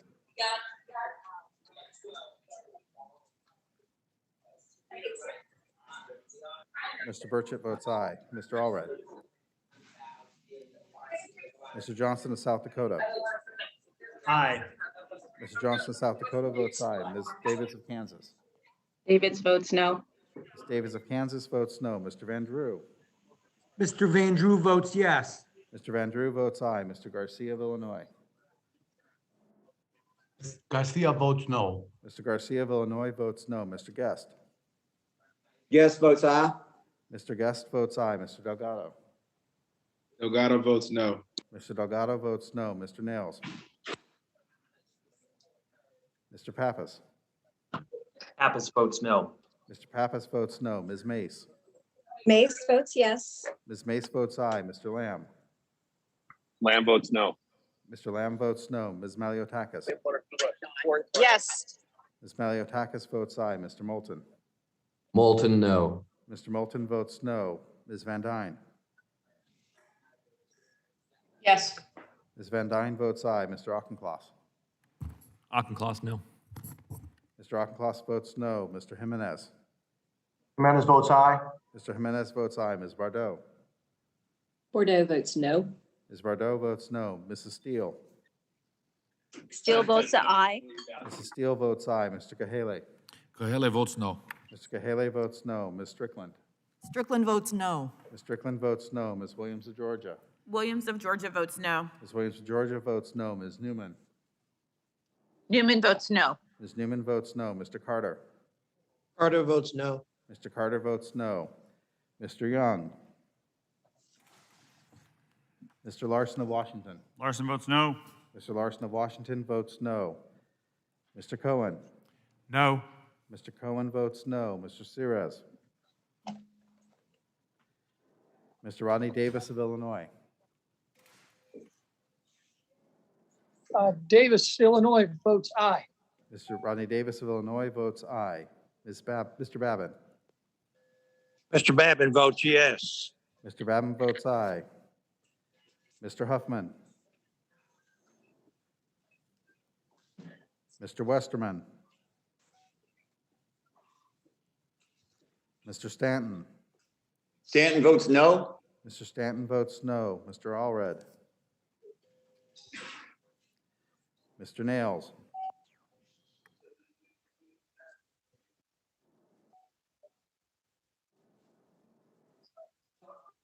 Are there any members who are not recorded who wish to be recorded? Hearing none, the clerk will report the tally. Mr. Chairman, on that vote, there are 29 yeas and 34 noes. Amendment's not agreed to.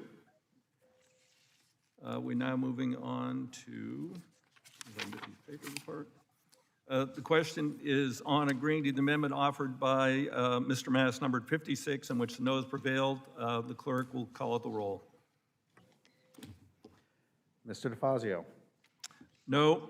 Mr. DeFazio votes no. Mr. Graves of Missouri. Mr. Graves of Missouri votes aye. Ms. Norton. Norton votes no. Ms. Norton votes no. Mr. Young. Ms. Johnson of Texas. Johnson of Texas votes no. Ms. Johnson of Texas votes no. Mr. Crawford. Crawford, yes. Mr. Crawford votes aye. Mr. Larson of Washington. Larson votes no. Mr. Larson of Washington votes no. Mr. Gibbs. Gibbs, yes. Mr. Gibbs votes aye. Mrs. Napolitano. No. Mrs. Napolitano votes no. Mr. Webster. Webster votes yay. Mr. Webster votes aye. Mr. Cohen. No. Mr. Cohen votes no. Mr. Massey. Massey votes aye. Mr. Massey votes aye. Mr. CEDS.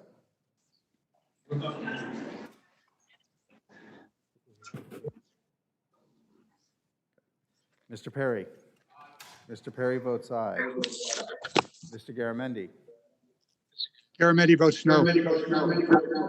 Garamendi votes no. Mr. Rodney Davis of Illinois. Davis, Illinois votes aye. Mr. Rodney Davis of Illinois votes aye. Mr. Johnson of Georgia. No.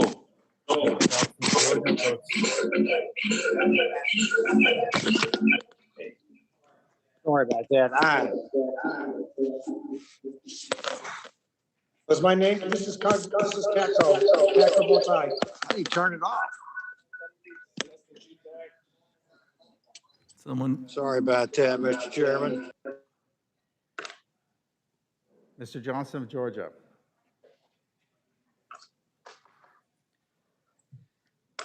Mr. Johnson of Georgia votes no. Mr. Johnson of Georgia votes no. Mr. Katko.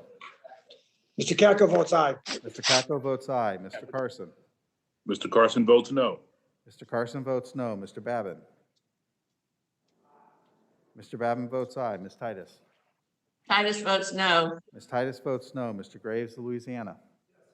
Mr. Graves, Louisiana votes aye. Mr. Maloney of New York. Mr. Rouser. Aye. Mr. Rouser votes aye. Mr. Huffman. Mr. Bost. Aye. Mr. Bost votes aye. Ms. Brownlee. Brownlee votes no. Ms. Brownlee votes no. Mr. Weber of Texas. Weber votes aye. Mr. Weber of Texas votes aye. Ms. Wilson of Florida. Ms. Wilson of Florida votes no. Ms. Wilson of Florida votes no. Mr. LaMalfa. LaMalfa, aye. Mr. LaMalfa votes aye. Mr. Payne. Mr. Payne, no. Mr. Payne votes no. Mr. Westerman. Mr. Lowenthal. Mr. Mast. Mr. Mast votes aye. Mr. DeSaulnier. DeSaulnier votes no. Mr. DeSaulnier votes no. Mr. Gallagher. Gallagher votes aye. Mr. Gallagher votes aye. Mr. Lynch. Mr. Fitzpatrick. Patrick votes aye. Ms. Fitzpatrick votes aye. Mr. Carbajal. Carbajal votes no. Mr. Carbajal votes no. Ms. Gonzalez Colon. Aye. Ms. Gonzalez Colon votes aye. Mr. Malinowski. Mr. Brown? No. Mr. Malinowski, Mr. Malinowski. no. Mr. Malinowski votes no. Mr. Stauber. Mr. Stauber votes aye. Mr. Stanton. Stanton votes no. Mr. Stanton votes no. Mr. Burchett. Mr. Burchett votes aye. Mr. Allred. Mr. Johnson of South Dakota. Ms. Davids of Kansas. Davids votes no. Ms. Davids of Kansas votes no. Mr. Van Drew. Mr. Van Drew votes yes. Mr. Van Drew votes aye. Mr. Garcia of Illinois.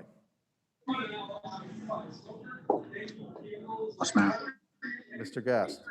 Microphone Yes. off. Guest votes aye. Mr. Guest votes aye. Mr. Delgado. Delgado votes no. Mr. Delgado votes. Hello, somebody has their microphone on who's not voting. Mr. Nails. Mr. Pappas. Pappas votes no. Mr. Pappas votes no. Ms. Mace. Mace, aye. Ms. Mace votes aye. Mr. Lamb. Lamb votes no. Mr. Lamb votes no. Ms. Maliotakis. Yes. Ms. Maliotakis votes aye. Mr. Moulton. Moulton, no. Mr. Moulton votes no. Ms. Van Dyne. Yes. Ms. Van Dyne votes aye. Mr. Auchincloss. Auchincloss, no. Mr. Auchincloss votes no. Mr. Jimenez. Jimenez votes aye. Mr. Jimenez votes aye. Ms. Bardot. Bordeaux votes no. Ms. Bardot votes no. Mrs. Steele. Steele votes aye. Mrs. Steele votes aye. Mr. Kahale. Kahale votes no. Mr. Kahale votes no. Ms. Strickland. Ms. Strickland votes no. Ms. Williams of Georgia. Williams of Georgia votes no. Ms. Williams of Georgia votes no. Ms. Newman. Mr. Carter. I'm here. Carter votes no. Mr. Carter votes no. Mr. Newman Young. votes, Mr. Young. Mr. Sirez. Mr. Maloney of New York. Mr. Maloney votes no. Mr. Maloney of New York votes no. Mr. Huffman. Mr. Westerman. Mr. Lowenthal. Mr. Lowenthal votes no. Mr. Lowenthal votes no. Mr. Lynch. Mr. Lynch votes no. Mr. Brown. Mr. Brown votes no. Mr. Brown votes no. Mr. Balderson. Alderson votes aye. Mr. Balderson votes aye. Mr. Allred. Mr. Johnson, South Dakota. Mr. Garcia of Illinois. Garcia votes no. Mr. Garcia of Illinois votes no. Mr. Nails.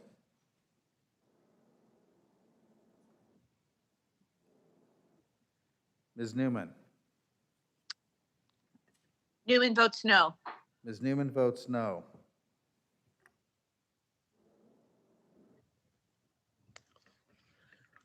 Are there any members? Mr. Are you Chairman, pointing to someone? Chairman, how Oh. I recorded? You can ask him. The gentleman is not recorded. Yay. Okay. Mr. Westman votes aye.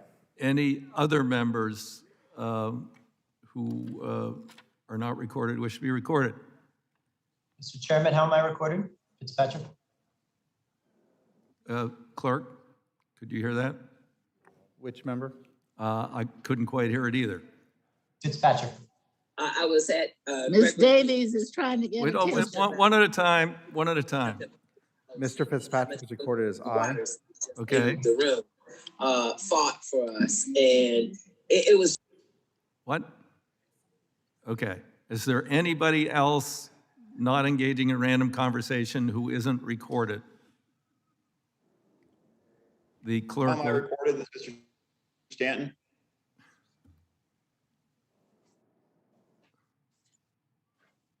Mrs. Stanton is recorded as no. Thank you. Okay, anybody else? Okay, the clerk will report. Mr. Chairman, on that vote, there are 29 yeas and 34 noes. The amendment is not agreed to. We now move to final passage on H.R. 4042. The question is on the adoption and favorable reporting of H.R. 4042 to the House of Representatives. Please unmute. All those in favor signify by saying aye. Aye. Aye. And all those opposed signify by saying nay. Nay. No Nay. way, Jose. Nay.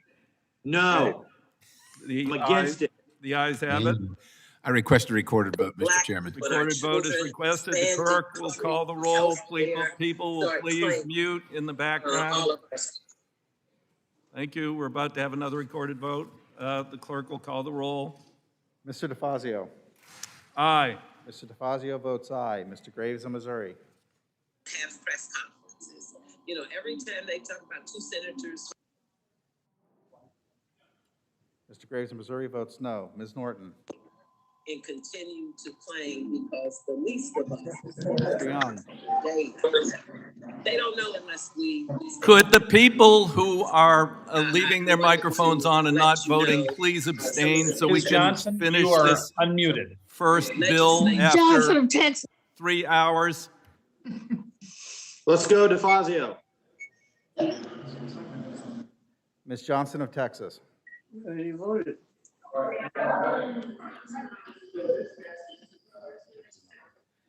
Mr. Crawford.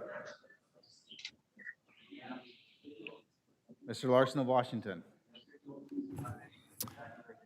Just a moment. Yes, Larson, yes. Mr. Larson of Washington votes aye. Mr. Gibbs. Mrs. Napolitano.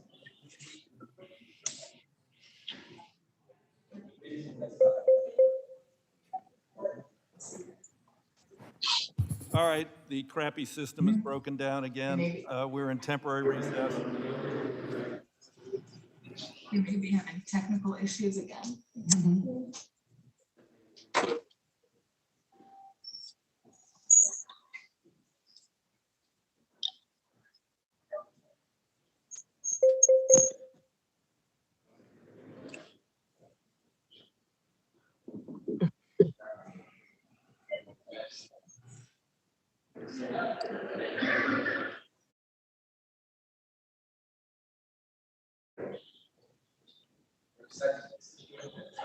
Mr. Graves of Missouri's report is no.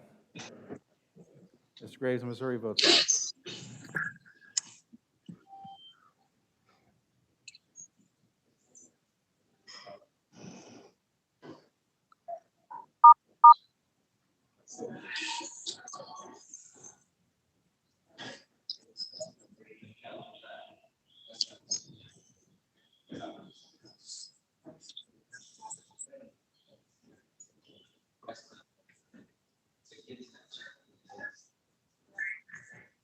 It's so hot in here. Unbelievable.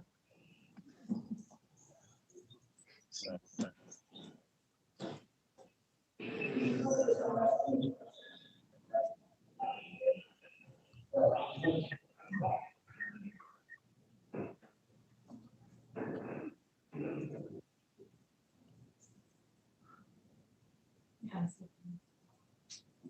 Let me just see if I'm.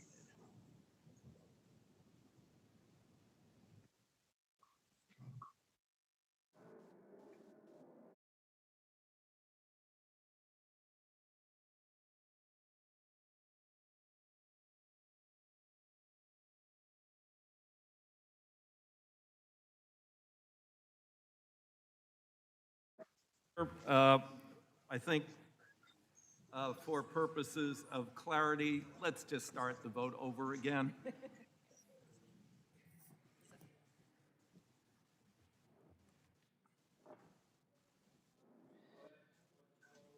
Mr. DeFazio. Mr. DeFazio votes aye. Mr. Graves of Missouri. Mr. Graves of Missouri votes aye. Ms. Norton. That we. Ms. Norton votes aye. Ms. Norton And votes aye. Mr. Young. that if we have footage or things we have said. Ms. Johnson is unmuted again. Suspend. Johnson of Texas votes aye. Ms. Johnson of Texas. Ms. Johnson of Texas votes aye. Mr. Crawford. Crawford, no. Mr. Crawford votes no. Mr. Larson of Washington. Mr. Gibbs. Gibbs, aye. Mr. Gibbs votes aye. Mrs. Napolitano. Okay, I'm going by. Aye. Mrs. Napolitano votes aye. Mr. Webster. Webster votes nay. Mr. Webster votes no. Mr. Cohen. Mr. Massey. Massey votes nay. Mr. Massey votes no. Mr. Cirez. Mr. Perry. Mr. Perry votes no. Mr. Garamendi. Garamendi votes aye. Mr. Garamendi votes aye. Mr. Rodney Davis of Illinois. Aye. Mr. Rodney Davis of Illinois votes aye. Mr. Johnson of Georgia. Aye. Mr. Johnson of Georgia votes aye. Mr. Katko. Aye. Haven't said it yet. Mr. Katko votes aye. Mr. Carson. Aye. Mr. Carson votes aye. Mr. Babin. Mr. Babin votes aye. Mr. Babin votes no. Ms. Titus. Titus votes aye. Ms. Titus votes aye. Mr. Graves of Louisiana. Mr. Graves of Louisiana votes aye. Mr. Maloney of New York. Maloney votes no. Mr. Maloney of New York votes no. Mr. Rouser. Aye. Mr. Rouser votes aye. Mr. Huffman. Mr. Bost. Aye. Mr. Bost votes aye. Ms. Brownlee. Brownlee votes aye. Ms. Brownlee votes aye. Mr. Weber of Texas. Weber votes aye. Mr. Weber of Texas votes aye. Ms. Wilson of Florida. Ms. Wilson of Florida votes aye. Ms. Wilson of Florida votes aye. Mr. LaMalfa. LaMalfa, aye. Mr. LaMalfa votes aye. Mr. Payne. Payne votes aye. Mr. Payne votes aye. Mr. Westerman. Aye. Mr. Westerman votes aye. Mr. Lowenthal. Mr. Lowenthal votes aye. Mr. Lowenthal votes aye. Mr. Mast. Mr. Mast votes no. Mr. DeSaulnier. No, Mr. DeSaulnier votes no. I'm sorry. DeSonia is a yay. Mr. DeSaulnier votes aye. Mr. Gallagher. Aye. Mr. Gallagher votes aye. Mr. Lynch.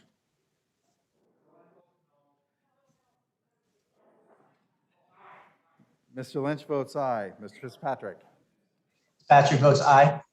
Mr. Fitzpatrick votes aye. Mr. Carbajal.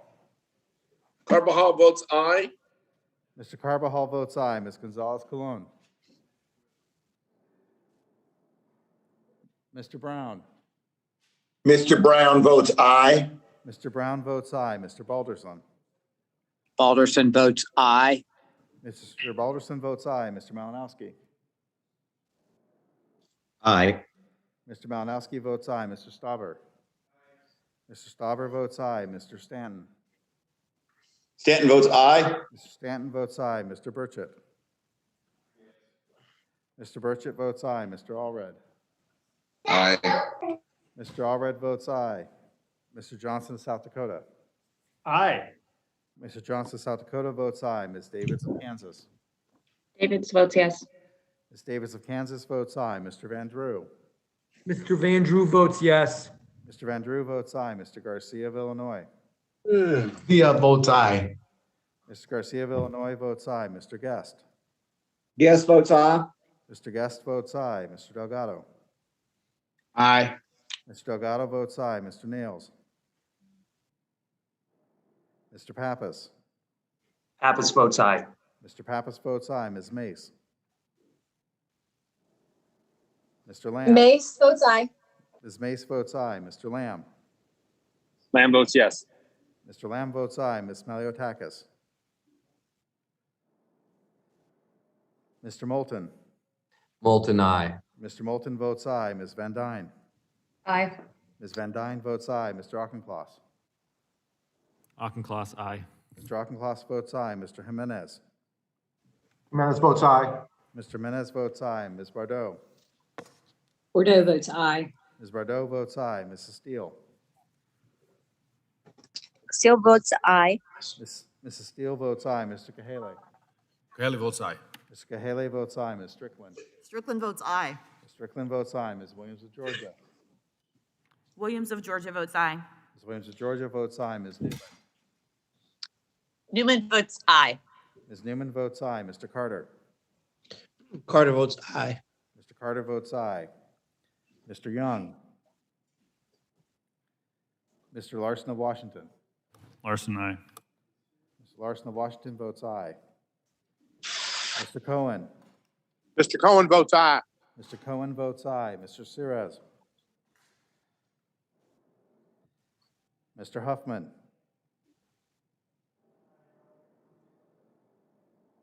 Ms. Gonzalez Colon. Mr. Nails. Ms. Maliotakis.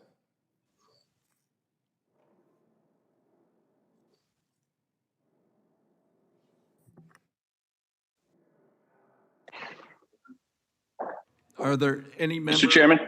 Mr. Babbitt? Mr. Chairman? Yes? Mr. Chairman? Yes. How was I recorded? It's Mr. Maloney. How was I recorded? Mr. Maloney is recorded as no.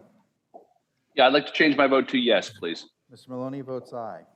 And I'm recorded as a no, and I'd like to change that vote to aye, please. Mr. Babin is recorded as aye. Okay, any other members wish to change their vote? Are there any members who are not recorded who wish to be recorded?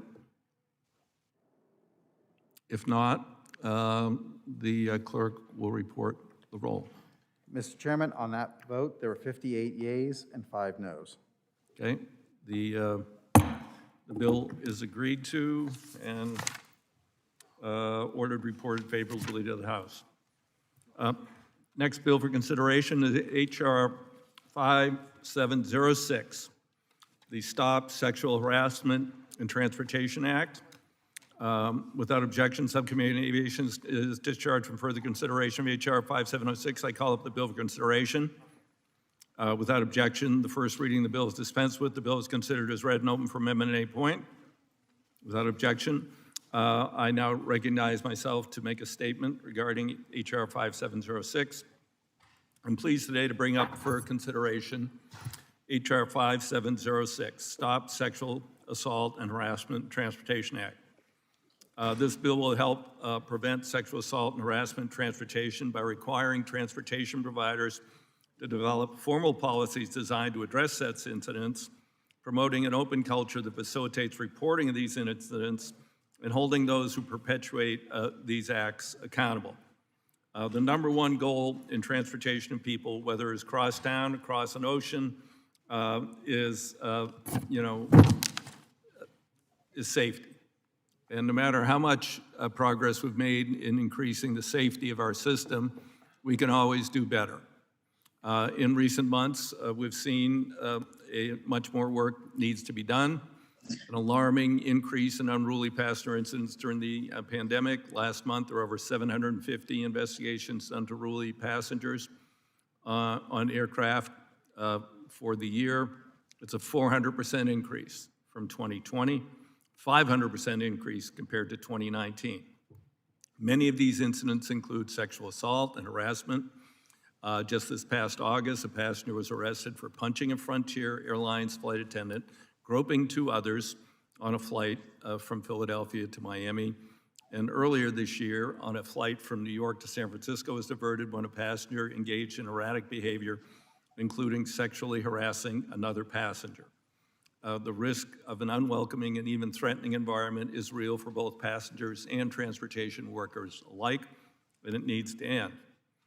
This did exist before the pandemic. In 2018, 68% of flight attendants on U.S. airlines said they experienced sexual harassment, and 18% experienced some type of physical sexual abuse from passengers during their careers. Unfortunately, this type of misconduct is not just limited to aviation. It's far more frequently a reported crime on cruise ships, 101 incidents in 2019. While we don't have a comprehensive set of data for public transit, just last week a woman was sexually assaulted on a public train in Philadelphia in front of dozens of bystanders. But in recent years, there may be no other industry this issue has plagued more than transportation network companies, Uber and Lyft. Less than a month after this bill was introduced last Congress, Uber released its first ever report documenting sexual assaults among users of its ride-sharing app. The results were appalling. The company documented over 3,000 reports of sexual assaults in 2018 alone. That's an average of almost 10 a day, nearly 10 a day. And just last week, Lyft released its first ever report documenting 4,158 sexual assault incidents over a span of 3 years. This has to stop.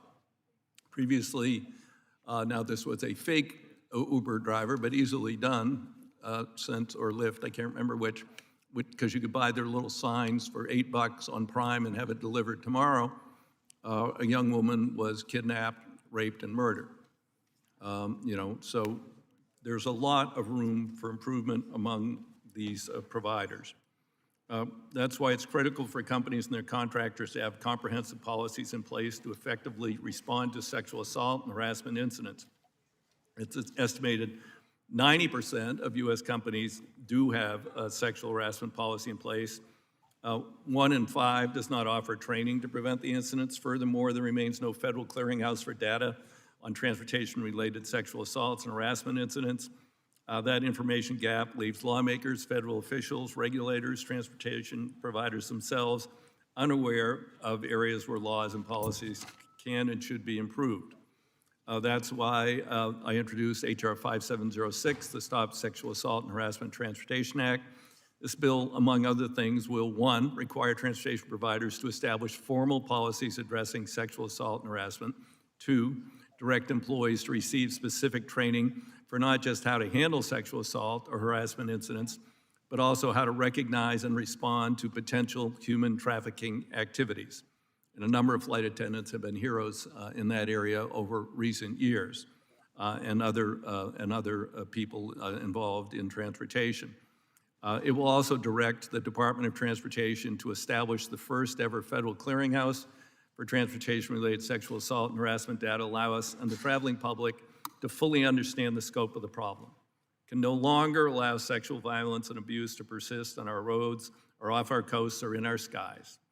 We must ensure our transportation system is safe for all those who work in it and those who wish to use it. It is my hope this bill will bring us one step closer to realizing this role. I appreciate the bill's co-sponsors, Rep. Brownlee, Carbajal, Carson, Espiat, Huffman, Larson, Lowenthal, Lynch, Johnson, Texas, Maloney, Norton, Payne, CEDS, Williams, and Titus. It's also been strongly endorsed by the Airline Pilots Association, the American Association of Justice, the Association of Flight Attendants, the Association of Professional Flight Attendants, the National Center on Sexual Exploitation, Rights for Girls, Survivors for Solutions, Transport Workers Union of America, Transportation Trades Department, AFL-CIO, and I'd also like to thank my Republican colleagues for their help in strengthening this bill by expanding its requirements to state-regulated for-profit vehicles. I look forward to continuing to advance this legislation. Urge my colleagues to join me in supporting H.R. 5706, Stop Sexual Assault and Harassment Transportation Act. I now recognize the ranking member of the full committee, Mr. Graves, for his statement.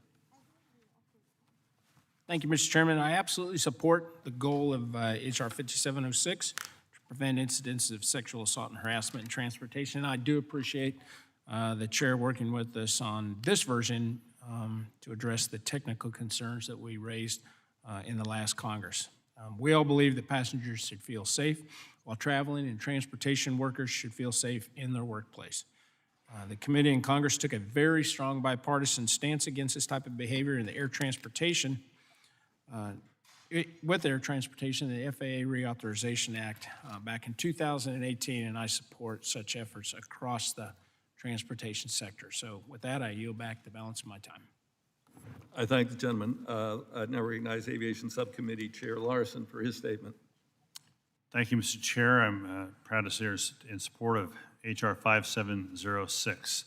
Last month, the subcommittee heard from frontline aviation workers and stakeholders about the alarming increase in disruptive and unruly airline passengers. As the nation works to get to the other side of the COVID-19 pandemic, the women and men who keep us moving and the traveling public must feel safe and comfortable working and using transportation. This legislation establishes a civil penalty for those who are sexually or physically assaulted against those who sexually or physically assault or threaten to assault transportation personnel and passengers, setting a strong deterrent for such disgusting behavior. The bill creates a streamlined reporting process for assault victims, giving them a confidential outlet to report the incident to law enforcement. It also requires the Department of Transportation to collect information on the number of sexual assault and harassment incidents reported by transportation carriers and make that information publicly available so the public can better understand the scope of the problem. And with that, I urge my colleagues to support this critical legislation and yield back. Now recognize Aviation Subcommittee Ranking Member Garrett Graves for his statement. Thank you, Mr. Chairman. I want to thank you for introducing this legislation. Look, there's no one on this committee that is opposed to the intent of this legislation. There's no one who condones sexual misconduct in transportation or anywhere, and I want my family, friends, and others to be able to travel without fear of mistreatment. And our transportation workers need to be able to work and do their job without fear. They need to be free from discomfort and free from conditions that have tragic outcomes if the worker's distracted by unacceptable behavior. I want to associate myself with the comments of the sponsor and ranking member Sam Graves, and I'm pleased that the bill that's been introduced does address some of the technical concerns we highlighted with the bill last Congress. So thank you, Mr. Chairman, for doing all that, for making those changes. And like all of you, I want to help ensure that sexual misconduct in transportation is eliminated. Support the intent of this legislation and yield back. I thank the gentleman. Do other members wish to be recognized? I see Frederica Wilson. Frederica? Representative Wilson, unmute.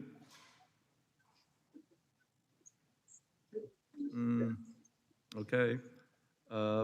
Perhaps, and then do we have others? I thought I saw someone raise a hand. Mr. Mast. Okay. Mr. Mast.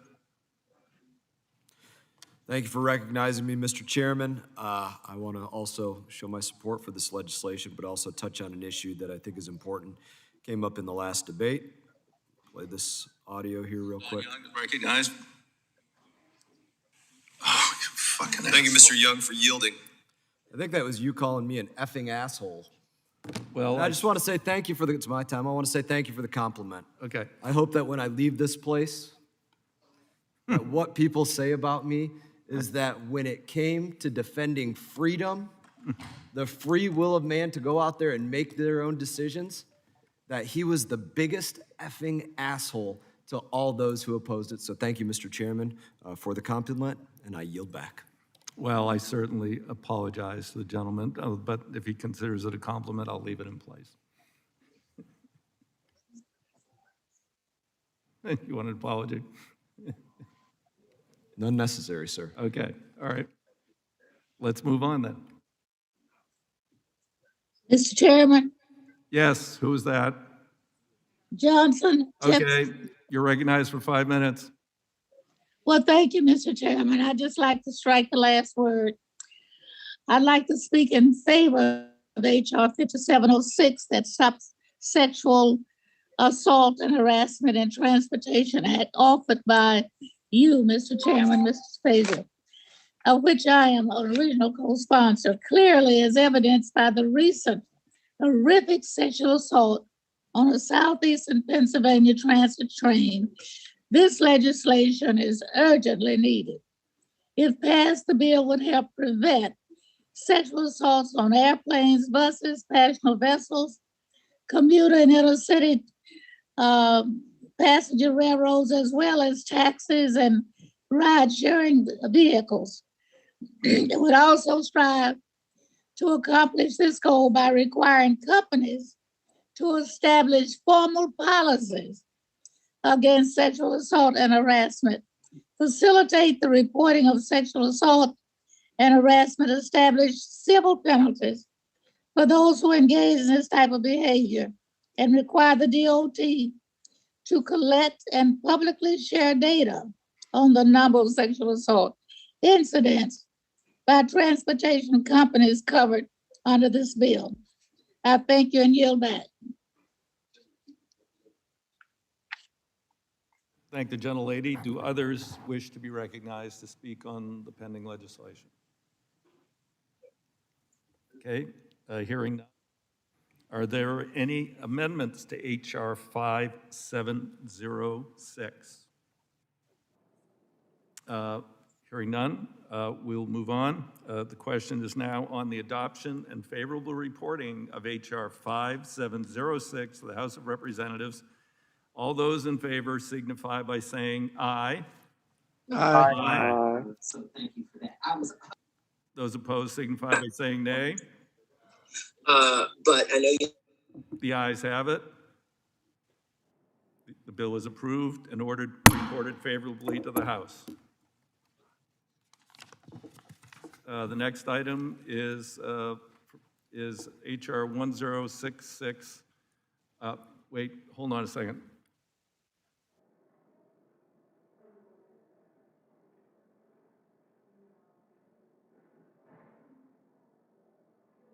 Okay. Next item for consideration is HR 1066, Wildfire Recovery Act. Without objection, Subcommittee on Economic Development, Public Buildings, Emergency Management, discharge from further consideration of HR 1066. I call up the bill for consideration. Without objection, the first reading of the bill is dispensed with. Bill considers read and open for amendment and point. I have an amendment in nature of a substitute. The clerk will designate the amendment. Amendment in the nature of a substitute to HR 1066, offered by Mr. DeFazio, number 004. Without objection, the amendment in the nature of substitute shall be considered as read and shall be considered base text for purposes of further amendment. I now recognize myself for a statement.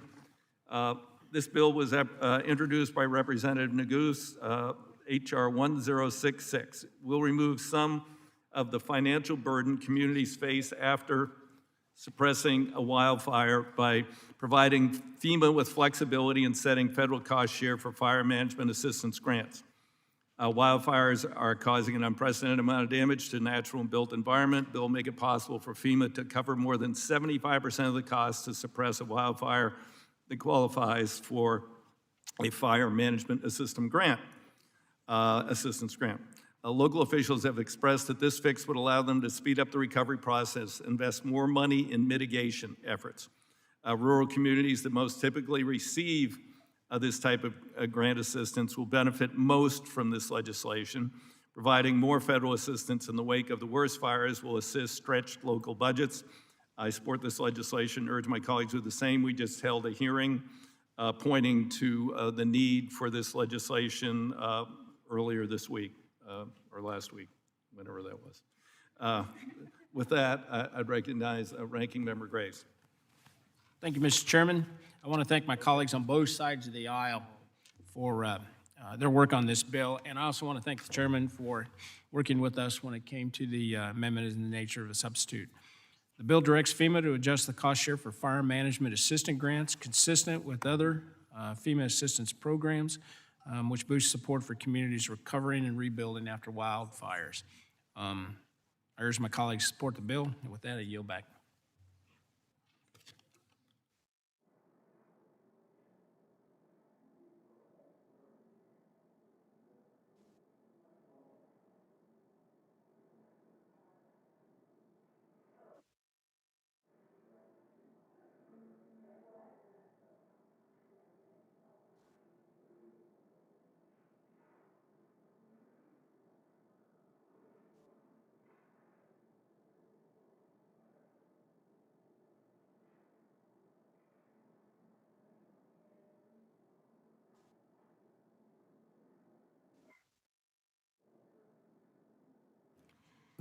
I now recognize myself.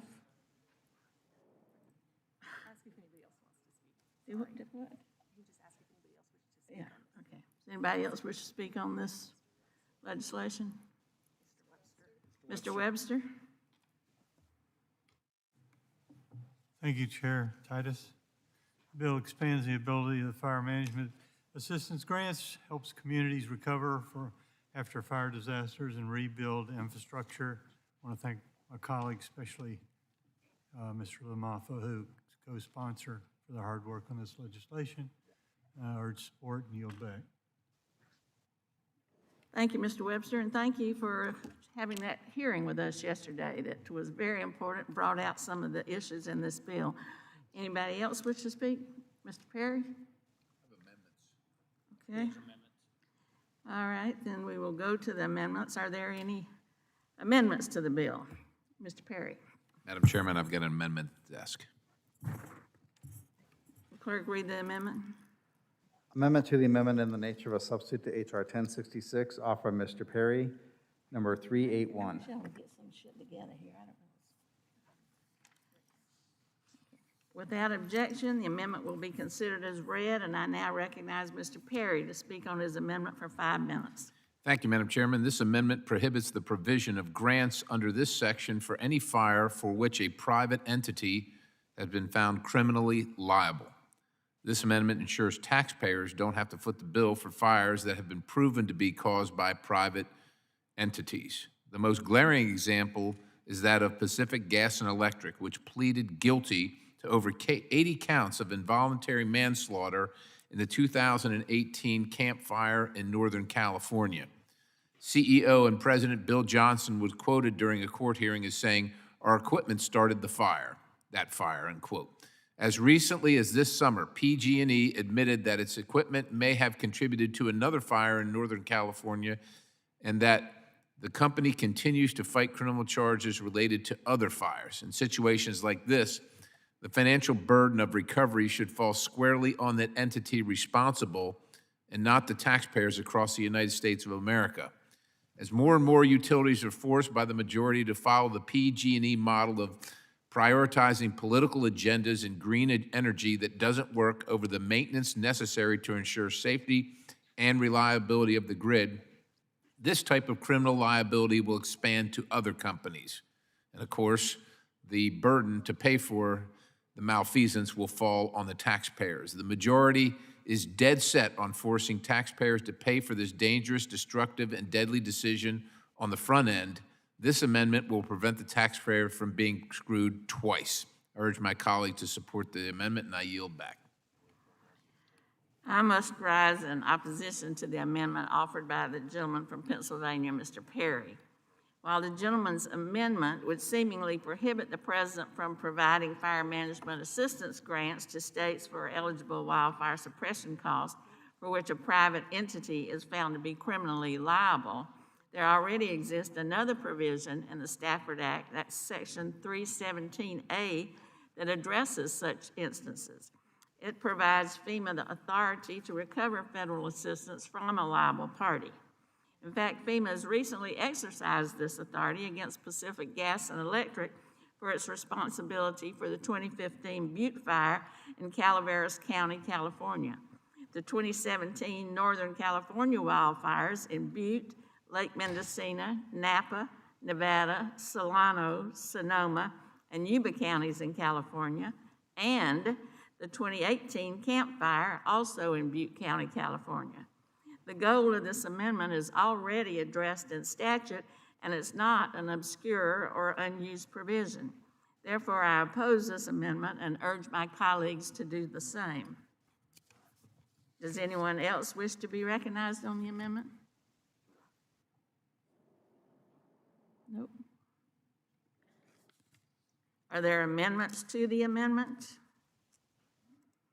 If not, the question is on the amendment. I ask those participating remotely to unmute.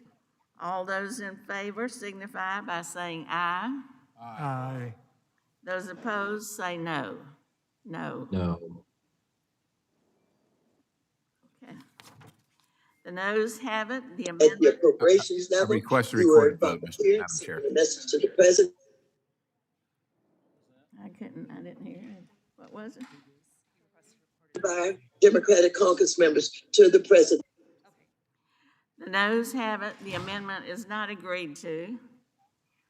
I request a recorded vote, Madam Chair. A recorded vote was requested and will be postponed till a later time. Are there any additional amendments? Madam Chair, I've got an amendment at the desk. Clerk will read the amendment. Amendment to the amendment in the nature of a substitute to H.R. 1066, offered by Mr. Perry, number 383. Without objection, the amendment will be considered as read. I recognize Mr. Perry to speak on his amendment for 5 minutes. Thank you, Madam Chair. This amendment, 383, changes the federal share in the underlying bill from more than 75% to less than 75%. Just so everybody's sure, clear on this. This legislation, the underlying legislation, ensures the federal government pays at least, it's a floor, of 75% of the damages for these fires. Now, as liberal policies in cities push folks further out, there are more properties and persons under threat of wildfire, increasing the liability for the taxpayers. The tax 75% minimum. We're nearly $30 trillion in debt, and that number continues to grow based on policies like these that assume the American taxpayer should be left holding the bag when things go wrong, even though they had nothing to do with it, even though it can generally be avoided in many, many cases. We just simply can't afford to be providing a minimum of 3/4 of the bill every time a disaster hits a disaster-prone area, particularly disasters that are in fact not natural, but are the result of political decisions made by state governments that result in repeat man-made disasters. And while I'm sure that the majority will oppose, probably for the same reasons they opposed the last amendment, getting the money back after the fact is not nearly the same as not having to pay for it in the first place, which we shouldn't have to. With that, Madam Chair, I yield the balance. Thank you. I have to rise in opposition to this amendment offered by the gentleman from Pennsylvania, Mr. Perry. As we heard from several witnesses at yesterday's subcommittee hearing on wildfires, state and local officials from communities impacted by wildfire, in recent years are looking for the same flexibility on federal cost share for fire management assistance grants that currently exist for major disaster declarations, which is why we're considering this amendment in the nature of a substitute to H.R. 1066 in the first place. While the Commonwealth from which the gentleman hails may not currently experience wildfires like those that are happening across the West, Pennsylvania's recent major disaster declarations at least provided the president the authority to increase the federal cost share for extreme instances of damage and destruction. What was clear from our witnesses' testimony yesterday is that there are disparities in FEMA's policies that treat wildfires differently from floods, hurricanes, and tornadoes. And this amendment in the nature of a substitute is one step towards addressing those larger problems. So for those reasons, I rise in opposition to the gentleman's amendment and urge my colleagues to do so as well. Are there any other members who wish to be recognized to speak on the amendment? Are there amendments to the amendment? If not, the question is on the amendment. I ask those participating remotely to unmute. All those in favor signify by saying aye. Those opposed say No. No. Thank you. And the reason I wanted Congresswoman Waters to go through that historical. okay, somebody's too unmuted, so let's try. All those in favor say no. We've said no. The noes have it.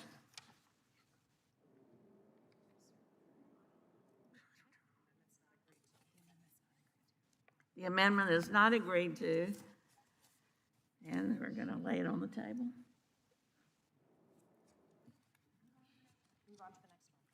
All right, we'll move on to the next amendment. Madam Chairman, I've got an amendment. Okay, Mr. Perry, you're up. I'll now recognize Mr. Perry for, oh, we need to read the amendment. Okay.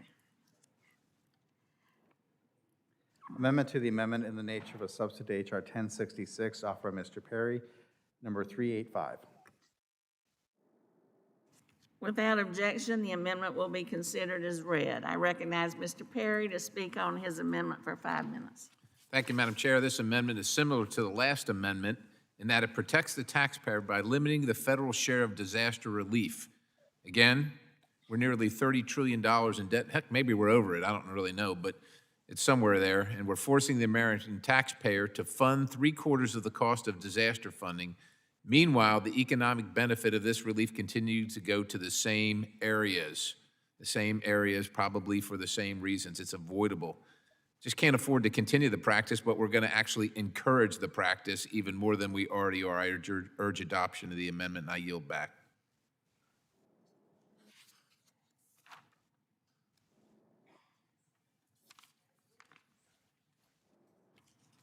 I rise in strong opposition to the amendment offered by the gentleman from Pennsylvania, Mr. Perry. His amendment would make the current 75% federal share for all disaster relief and emergency assistance funding for major disasters and emergencies the ceiling rather than the floor. We've all heard from our states about the need for additional disaster relief, and the Stafford Act provides the president with the authority to increase that federal cost share when disaster-related expenses meet a qualifying threshold. And there's an existing rule at 44 CFR 206.47 that lays all this out. Many of our colleagues wish this authority were exercised more often, so I find it perplexing that the gentleman would now want to eliminate it. Again, I rise in opposition to the gentleman's amendment and urge my colleagues to do so. Are there any amendments to the amendment? Any other members wish to be recognized on the amendment? If not, the question is on the amendment. I ask those participating remotely to unmute. All those in favor signify by saying aye. Those opposed say no. No. No. Doing for the last quarter, and it's gone quite well. The noes have it. The amendment is not agreed to. Mr. Perry? Madam Chairman, I got an amendment at the desk. Oh, no, I thought you were going to ask for a recorded vote. I'm Well, if sorry. you're desperate, I guess I will, but I No, wasn't. no, it's fine. Okay, will the clerk please call up the next amendment in a hurry? You ready for the next amendment? All right, I think this is. We're going to designate the amendment. All right, 379, I believe. Amendment to the amendment in the nature of a substitute to HR 1066, offered by Mr. Perry, number 379. Without objection, the amendment will be considered as read. I recognize Mr. Perry to speak on his amendment for 5 minutes. Thank you, Madam Chair. This amendment establishes a reasonable measure of accountability for federal wildfire management funds by prohibiting assistance under this section to a state that has failed to adhere to a wildlife management program that includes prevention, suppression, and recovery planning measures. In 2020, that's a year ago, California and USDA reached a non-binding agreement with the goal of each treating 500,000 acres per year. As my colleagues likely already know, can include controlled burns and removing dead trees and debris. However, surprisingly but not, California didn't live up to their end of the bargain. While the state reported nearly 400,000 acres treated, the Los Angeles Times reported in December of 2020 that for the previous fiscal year, California's share of the acreage amounted to only 55,000 acres. The remaining 300,000 acres were mostly performed by private landowners who are forced to apply to remove trees on certain lands. So they have to apply to manage their own forest, which then catches on fire, which then we force the American taxpayers to pay for. It's a brilliant scheme, I guess, if you're California. Clearly, whatever they're doing it's just not working, and federal taxpayers should not have to, again, subsidize what is now decades of state mismanagement and neglect. So it seems pretty reasonable to just have them follow the agreement that they agreed to before we have to pay for it all. I'm sure you're going to oppose it. I don't know why, I don't know how, but boy, the taxpayers, not only in Pennsylvania, but across the country, are probably sick of paying for things caused by other people that could actually stop them. With that, I yield the balance. Gentleman yields. I rise in strong opposition to this amendment offered by the gentleman from Pennsylvania, Mr. Perry. Again, to go back to the expert testimony we received at yesterday's subcommittee hearing on wildfires, the witnesses we heard from were clear that there were ongoing efforts in their states ahead of recent fires to reduce fuels, but the current need is far greater than the existing resources. This amendment creates an arbitrary limitation that would result in some fires exceeding state and local capabilities far faster, resulting in even greater damage and the loss of life and property. This would more likely warrant a major disaster declaration rather than just a fire management assistance grant. Mr. Guest noted at yesterday's hearing that an ounce of prevention is worth more than a pound of cure. Federal assistance for wildfire suppression under this section of the Stafford Act is far less costly than all of the costs that would be incurred if these fires spread to more populated areas and warranted a major disaster declaration. So again, I rise in opposition to the gentleman's amendment and urge my colleagues to do so. Do any other members wish to be recognized to speak on the amendment? Mr. Jimenez? Madam Chair, I do. Mr. Jimenez is recognized. Thank you, Madam Chair. And yesterday's at the testimony, I asked specifically the chiefs of the department and the forest individual whether there were things that that could be done in order to mitigate these fires, and they emphatically said yes. And that were there issues that were stopping them from doing so. And I believe that my colleague Representative Perry's amendment is a good one. It will force states to look at their fire mitigation practices and make sure that they're in line, so that we don't have undue risk involved with fires. In Florida, we have a high risk of hurricanes. We have the toughest building codes in the nation as a response to it. If we didn't, we would incur far more losses than we do incur from the hurricanes that we get. I think it's up to the states too that are vulnerable to these wildfires to do all they can in order to mitigate the risk. And I feel that in certain states that is not happening due to political pressure or whatever. But in fire, there are three things that are needed. You need an ignition source, you need oxygen, and then you need fuel. And it is very apparent to me that the fuel load has not been managed in these states, and it's costing the American taxpayers much more than they should if the states just did took some reasonable steps in order to reduce the fuel load. And so I stand in support of this amendment. Thank you, and I yield back. Do any other members wish to be recognized to speak on the amendment? Are there amendments to the amendment? If not, the question is on the amendment. I ask those participating remotely to unmute. All those in favor signify by saying aye. Aye. Aye. Those opposed say no. No. No. The noes have it. The amendment is not agreed to. Madam Chair, I request a recorded vote. A recorded vote was requested and will be postponed until a later time. Okay. Our next item for consideration is H.R. 5641, the Small Project Efficient and Effective Disaster, in other words, SPEED, Recovery Act.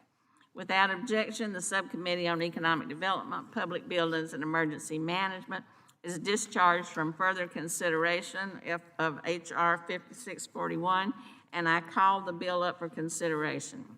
Without objection, the first reading of the bill is dispensed with, and the bill is considered as read and open for amendment at any point. I now recognize myself for a statement on H.R. 5641. Introduced by Ranking Member Graves, Republican from Missouri, Chair DeFazio from Oregon, Ranking Member Webster of Florida, and myself, H.R. 5641 will expedite the approval process for FEMA's small projects within the Public Assistance Program. Public assistance helps communities remove debris, implement emergency protective services, and repair damage to public buildings and infrastructure. The public assistance approval process can be lengthy, and 1988 Stafford Act Authority ordered FEMA to simplify the procedure for small projects that cost $35,000 or less. The cost of completing a small project is not what it was in 1988 when this was established. Stakeholders have reported to Congress, we heard it again yesterday, that the projects that the Small Projects Program was intended to capture are now too expensive to qualify. This legislation will raise the qualifying project threshold from $35,000 to $1 million. An updated threshold will quicken the post-disaster recovery process and help communities get back on their feet. I support this common sense legislation and ask my colleagues to do the same. I now recognize Ranking Member Graves for a statement. Thank you, Madam Chair.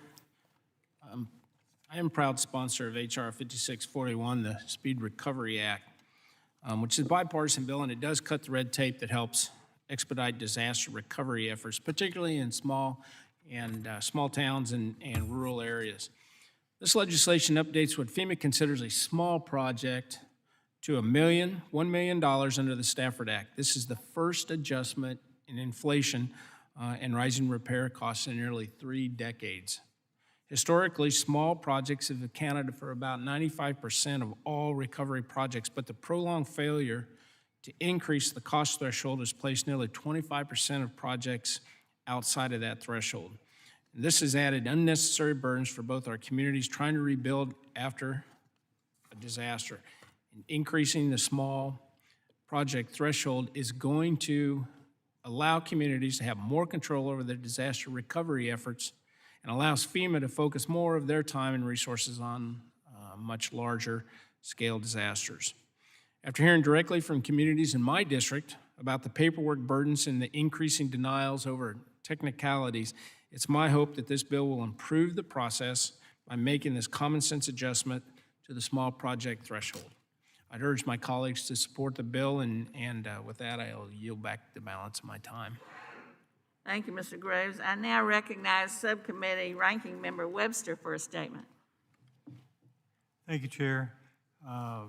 This whole idea of the smaller project threshold being reduced and the dollar amount raised is great for especially rural areas. I'm very proud to be a representative of a rural area, and I'm thankful for this. By moving the smaller, low-risk projects, more federal and state resources can be focused on larger projects, more complex rebuilding projects. So the bill will allow communities, especially those in small and rural areas, to rebuild more quickly and efficiently after a disaster. I want to thank Ranking Member Graves for his work and leadership on this legislation. I urge my colleagues to support the bill, and I yield back my time. Thank you, Mr. Webster. Gentleman yields back. Do any other members wish to be recognized for statements? Mr. Graves? Thank you, Madam Chair. Madam Chair, I want to thank you and all the sponsors in this legislation. Back when the simplified procedures process was put in place and the cap was set at $35,000, approximately 95% of all FEMA projects fit through that threshold. And so the majority of disasters at the time were just done through simplified procedures. As you noted, it is less expensive, it is faster, and at the end of the day, Madam Chair, as you well know, it is all about the victims on the ground getting public services restored as quickly and as efficiently as possible.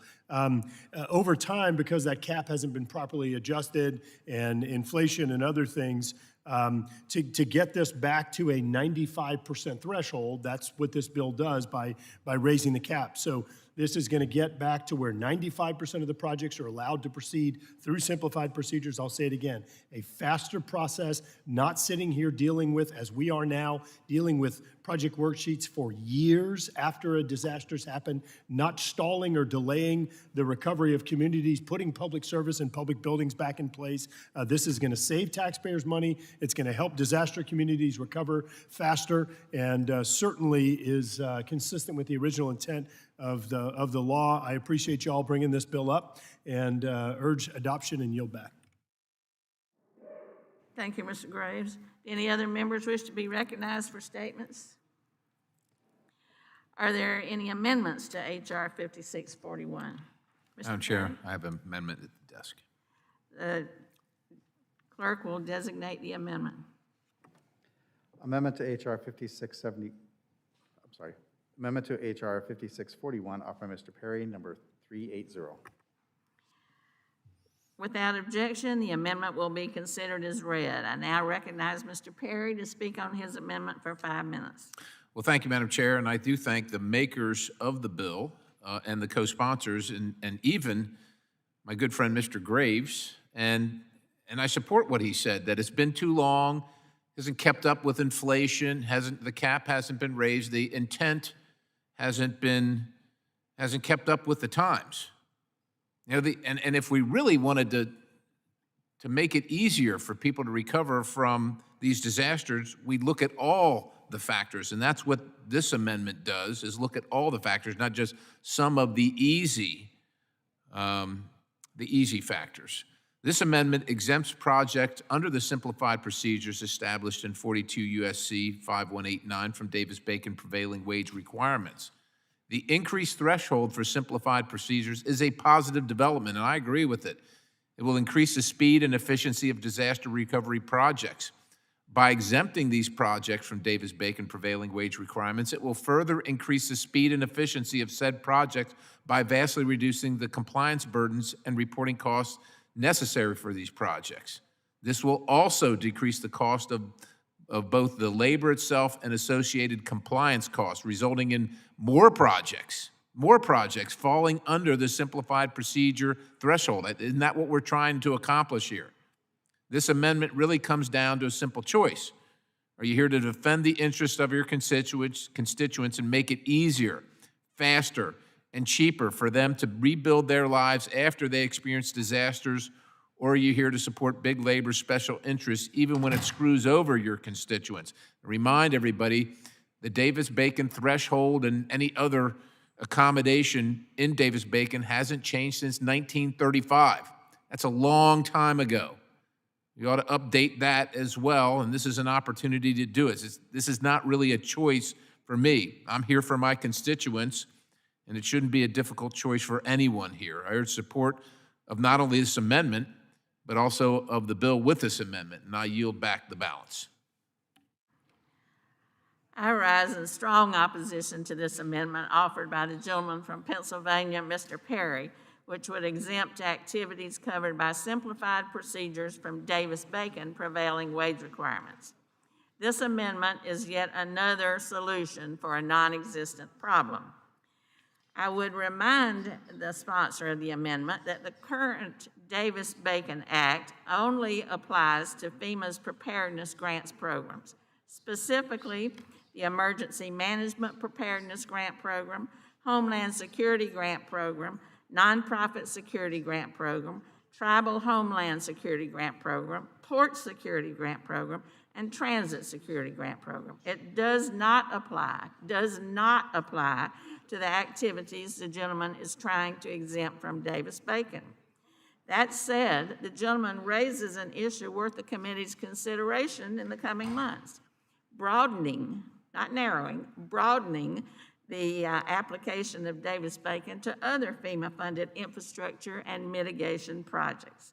I'd like to thank the gentleman for teeing up this issue for future consideration while also urging my colleagues to oppose this amendment. Do any other members wish to be recognized to speak on the amendment? Mr. Garrett Graves. Thank you, Madam Chair. Madam Chair, I just want to quickly say I appreciate the gentleman from Pennsylvania bringing up this amendment. I don't appreciate him saying that he, quote, even supports what I said. I don't think the word even should have been in there, but in any case, Madam Chair, I do think that Mr. Perry's amendment is consistent with the underlying bill that tries to expedite the delivery of these projects, of these solutions. I think it makes sense. I understand some folks have concerns about it, but I think that it will help to lower cost and expedite delivery, and I think that it's a good idea. Yield back. Gentleman yields back. Any other members wish to be recognized to speak on this amendment? Seeing none, are there amendments to the amendment?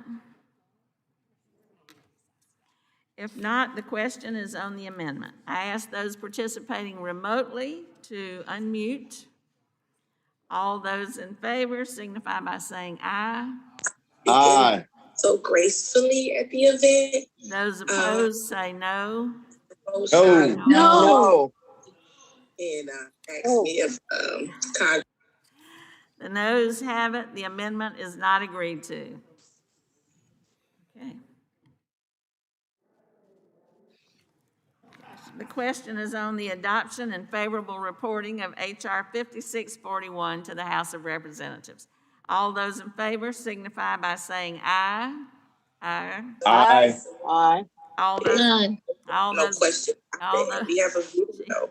I'm hoping that the DOJ will do. All those opposed signify by saying no.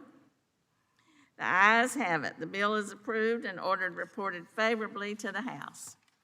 Our next item for consideration is H.R. 5689, the Resilient Assistance for Mitigation for Environmentally Resilient Infrastructure and Construction by Americans Act, or the Resilient America Act.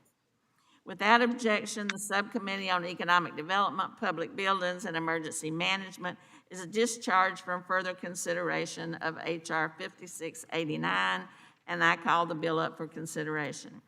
Without objection, the first reading of the bill is dispensed with, and the bill is considered as read and open for amendment at any point. I now recognize myself for a statement on H.R. 5689. Introduced by Chair DeFazio, Ranking Member Graves, Ranking Member Webster, and myself, H.R. 5689 significantly enhances mitigation and resilience efforts in the U.S. Creating federal policy that supports projects focused on mitigating risk and bolstering resistance is just good basic government, and it will lessen the impacts of future disasters. When we help, when we help mitigate risk using the programs and resources of FEMA, we make homes and the built environment of our communities more resilient. This saves citizens, businesses, and the government money. This legislation includes several key provisions to make our nation more resilient. First, it ensures that unexpected mitigation funds are reinvested into future mitigation and resilience projects.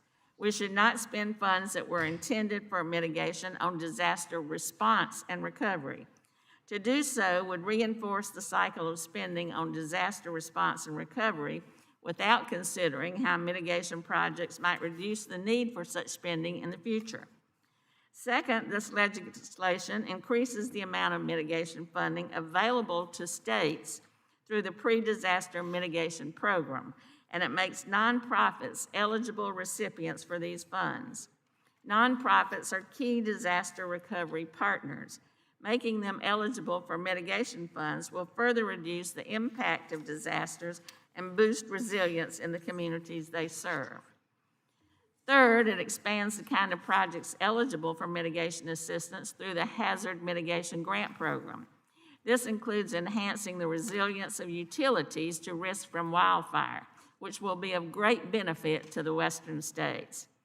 Fourth, this legislation sets aside funds for the implementation and enforcement of the latest building codes and standards. Building codes make our buildings safer and more resilient.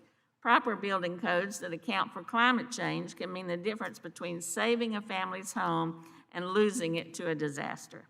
I strongly support efforts to prepare buildings for actual hazard risk and climate change with updated codes. Lastly, this legislation creates a pilot program to fund resilience projects at private homes. Often homeowners cannot implement recommended mitigation efforts, such as creating defensible space to protect against wildfires or removing overhanging branches to reduce the risk of damage from severe storms, because these methods are just too expensive. This pilot program will create the first federal grant program that allows homeowners to proactively take mitigation into their own hands. I'm confident that empowering individuals through this program will make families more resilient. I strongly support this legislation. We must wake up to the realities of climate change and the increasing intensity of natural disasters and make our nation more resilient. I would ask my colleagues to do the same, and now recognize Ranking Member Graves for a statement. Thank you, Madam Chair.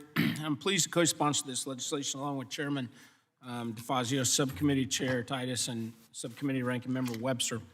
The Resilient America Act strengthens our support for communities and individuals by mitigating against disaster. And we know that for every dollar invested upfront in mitigation, there are $4 to $11 saved from damages or saved in damages from a disaster. And given that, the way we lower costs of future disasters, in my opinion, is by investing upfront in mitigation. This bill builds on the bipartisan work that we did on mitigation in the Disaster Recovery Act of 2018, and ensures that mitigation funds are spent and targeted in ways to support efforts by communities and homeowners to save lives and reduce damages. I want to thank Chairman DeFazio and Subcommittee Chair Titus for working together, for working with us together on this bill. And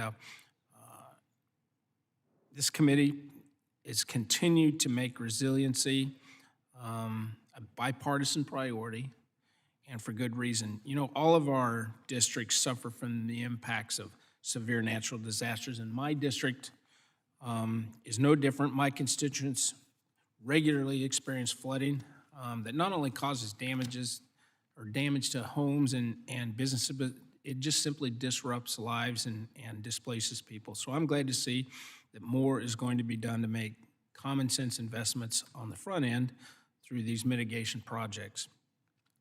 I've been saying this repeatedly, but the path to success for this committee is through bipartisanship and not partisanship. And this bill is a very strong example of both sides finding common ground for the benefit of all Americans. So with that, I would urge support of the bill, and I would yield back the balance of my time. Thank you. I now recognize the ranking member of the subcommittee, Mr. Webster, for a comment. Thank you, Chair Titus.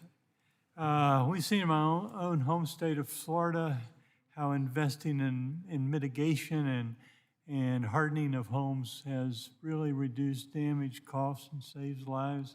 It's a great thing, and the more we focus on upfront investment, the better off we are when there is a disaster. It's demonstrated over and over again how there's just a lot of money saved if we can do it up front with pre-mitigation. By moving forward with this bill, I think we're helping save lives in America, protect them from a little bit more than from any kind of disaster that strikes. I urge my colleagues to support this bill and yield back my time. Thank you. Any other members wish to comment on this bill? Are there any amendments to H.R. 5689? Madam Chair, I've got an amendment at the desk. Mr. DeFazio is ahead of you. We'll come back to you, Mr. Perry. Okay, thank you. Right there. Madam Chair, I have an amendment at the desk. The clerk will designate the amendment. Amendment to H.R. 5689, offered by Mr. DeFazio, number 011. Without objection, the amendment will be considered as read. I now recognize Chair DeFazio to speak on his amendment for 5 minutes. I thank the gentlelady for the time. Just on the general, the bill and the comments of the ranking member, the two ranking members in terms of resilience, I mean, the numbers are absolutely extraordinary. You know, as we all know, the federal flood program is broke, and we're allocating tens of billions of dollars every year to help rebuild after disasters. According to the National Institute of Building Sciences, For every dollar we invest in building codes, there's a $14 return.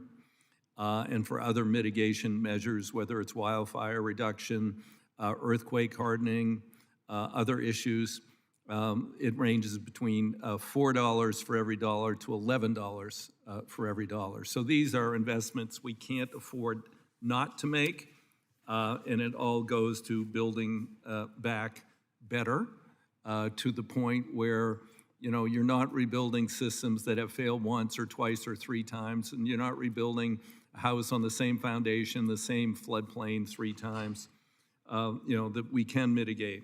So I strongly support the overall bill. This goes to a particular aspect of the legislation and to FEMA.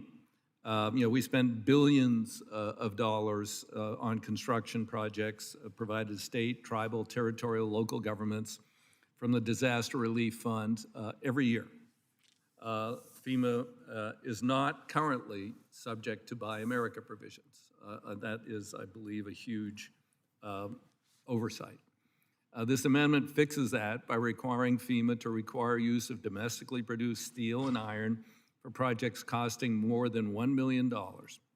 And it provides the FEMA administrator the same three options to grant a potential waiver if it's impossible to otherwise acquire those materials, to grant a waiver, and also which are in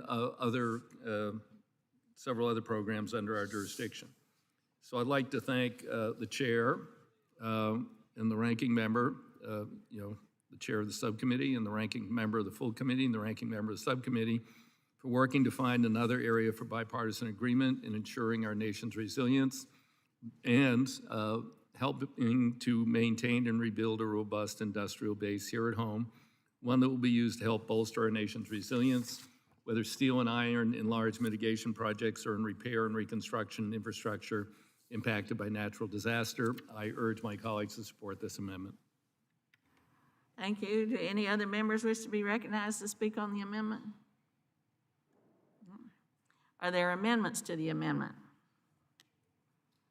If not, the question is on the amendment. I ask those participating remotely to unmute.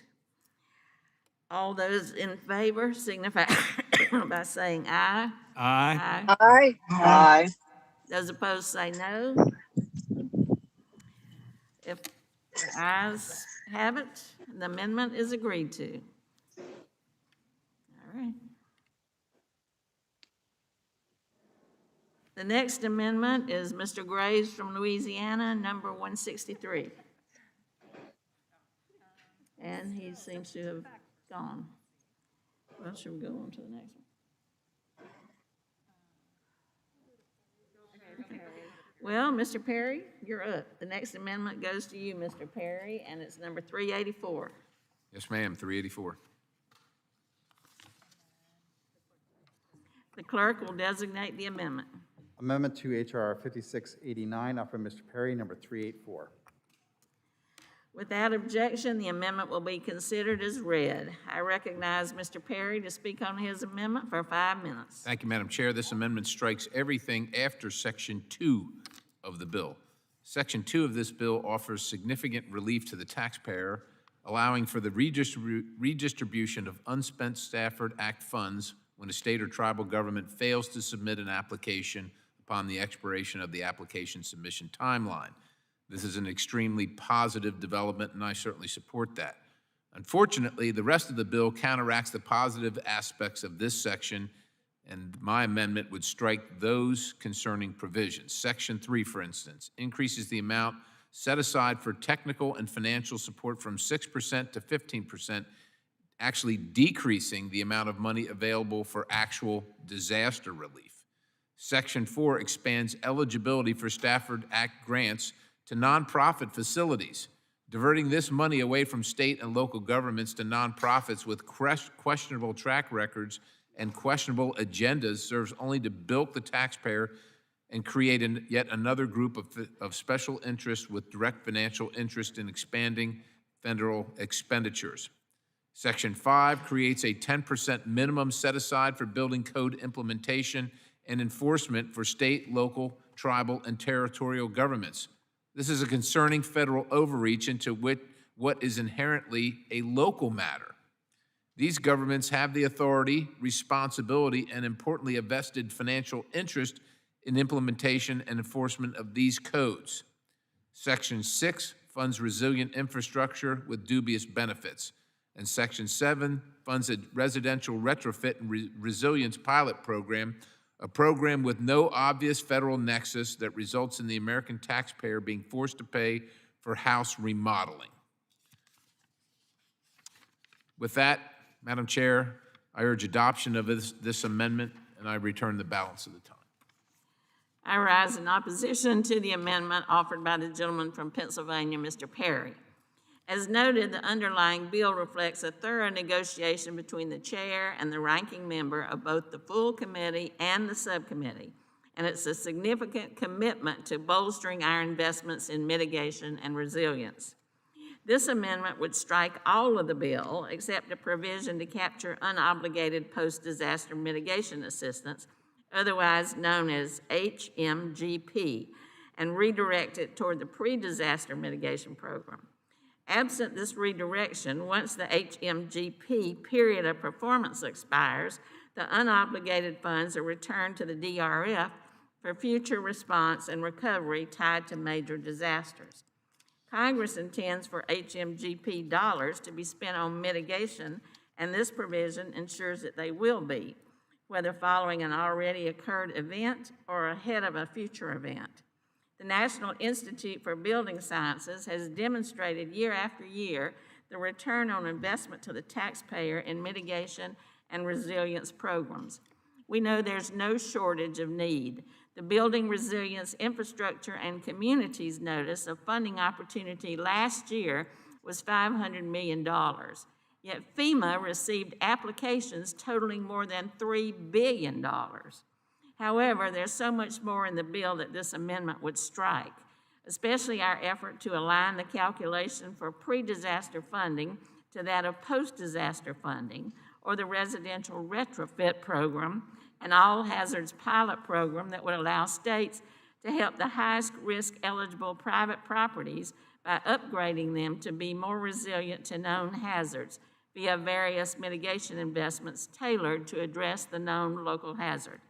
I strongly oppose the Perry Amendment's attempt to strike all of these important provisions and urge my colleagues to vote no as well. Are there any other members who wish to be recognized to speak on the amendment? Nope. Are there amendments to the amendment? If not, the question is on the amendment. I ask those participating remotely to please unmute. All those in favor signify by saying aye. Aye. Those opposed say no. No. No. No. All the noes have it. The amendment is not agreed to. Madam Chair, I request a recorded vote. A recorded vote was requested and will be postponed until a later time. All right, we'll go back to We'll now go to Mr. Garrett Graves with amendment number 163. The clerk will designate the amendment. Amendment to H.R. 5689, offered by Mr. Graves, Louisiana, number 163. Without objection, the amendment will be considered as read.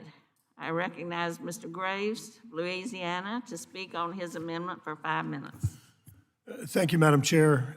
Madam Chair, first of all, I want to thank Congressman Dunn, former member of this committee, for working on this legislation. Madam Chair, what happens in the aftermath of a disaster is that you have a huge financial burden on your states, on your local governments, on your private not-for-profits, and electric co-ops and others. I mean, you may have to go out there and spend tens of millions of dollars in a small community just for debris removal. You may have to spend tens of millions of dollars doing emergency protective measures, dewatering areas. I mean, just the bill goes up and up and up. And what happens is that it may take FEMA years, or there are cases where I have been working on outstanding PWs with FEMA for in excess of a decade. Madam Chair, these communities don't have the money to sit there and float what may be tens of millions, or in some cases even more, for that kind of time. And so what this amendment does is it says that if a community is burdened with a large payment like that, and they take out a loan to cover it so their community can get the debris removal or other work that's needed in short order, then the interest payment associated with that loan is an eligible cost. And so, Madam Chair, I'll tell you one thing that I like about this is that it sort of incentivizes FEMA to move faster on these reimbursements because otherwise the interest payments are going to be climbing. So for those small communities, for those states, for those nonprofits that take out these loans to help cover their cost while they're waiting, in some cases, years and years to be reimbursed, this would make that an eligible expense under disaster cost, under public assistance. And again, I want to thank Congressman Dunn of Florida, who I know has been through incredible hurricanes on the panhandle of Florida. This is going to be a big help to communities all across the United States. And importantly, I think it's going to put a little bit of pressure on FEMA to act faster to get these outstanding project worksheets resolved, get these communities reimbursed as quickly as possible. So with that, I want to thank Aaron, I want to thank Kathy and y'all's team for working with us on this, and thank Joanna and Maggie and Logan, everybody in our team for working on it as well. And yield back, urge adoption, yield back. Well, even I rise in support of this amendment offered by the gentleman from Louisiana, Mr. Graves. As is the case with many of the FEMA recovery issues we address in this committee, this is a very complex issue. While FEMA can already reimburse for interest incurred on loans taken out by grantees and sub-grantees to make eligible permanent repairs while they await reimbursement from the agency, that's not the case for work that is considered to be undertaken as an emergency protective measure.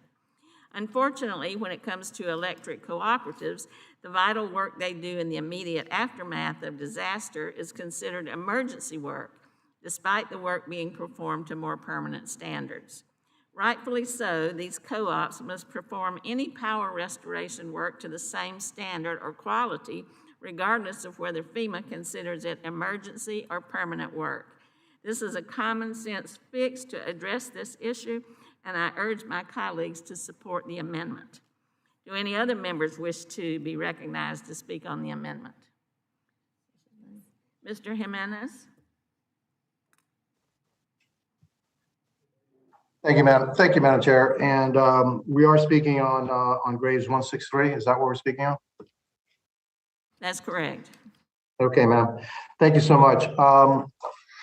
I'd like to thank Representative Graves for offering this amendment. Too often, after natural disasters, local governments and electric co-ops have to take out loans to restore essential function while waiting for FEMA to reimburse them.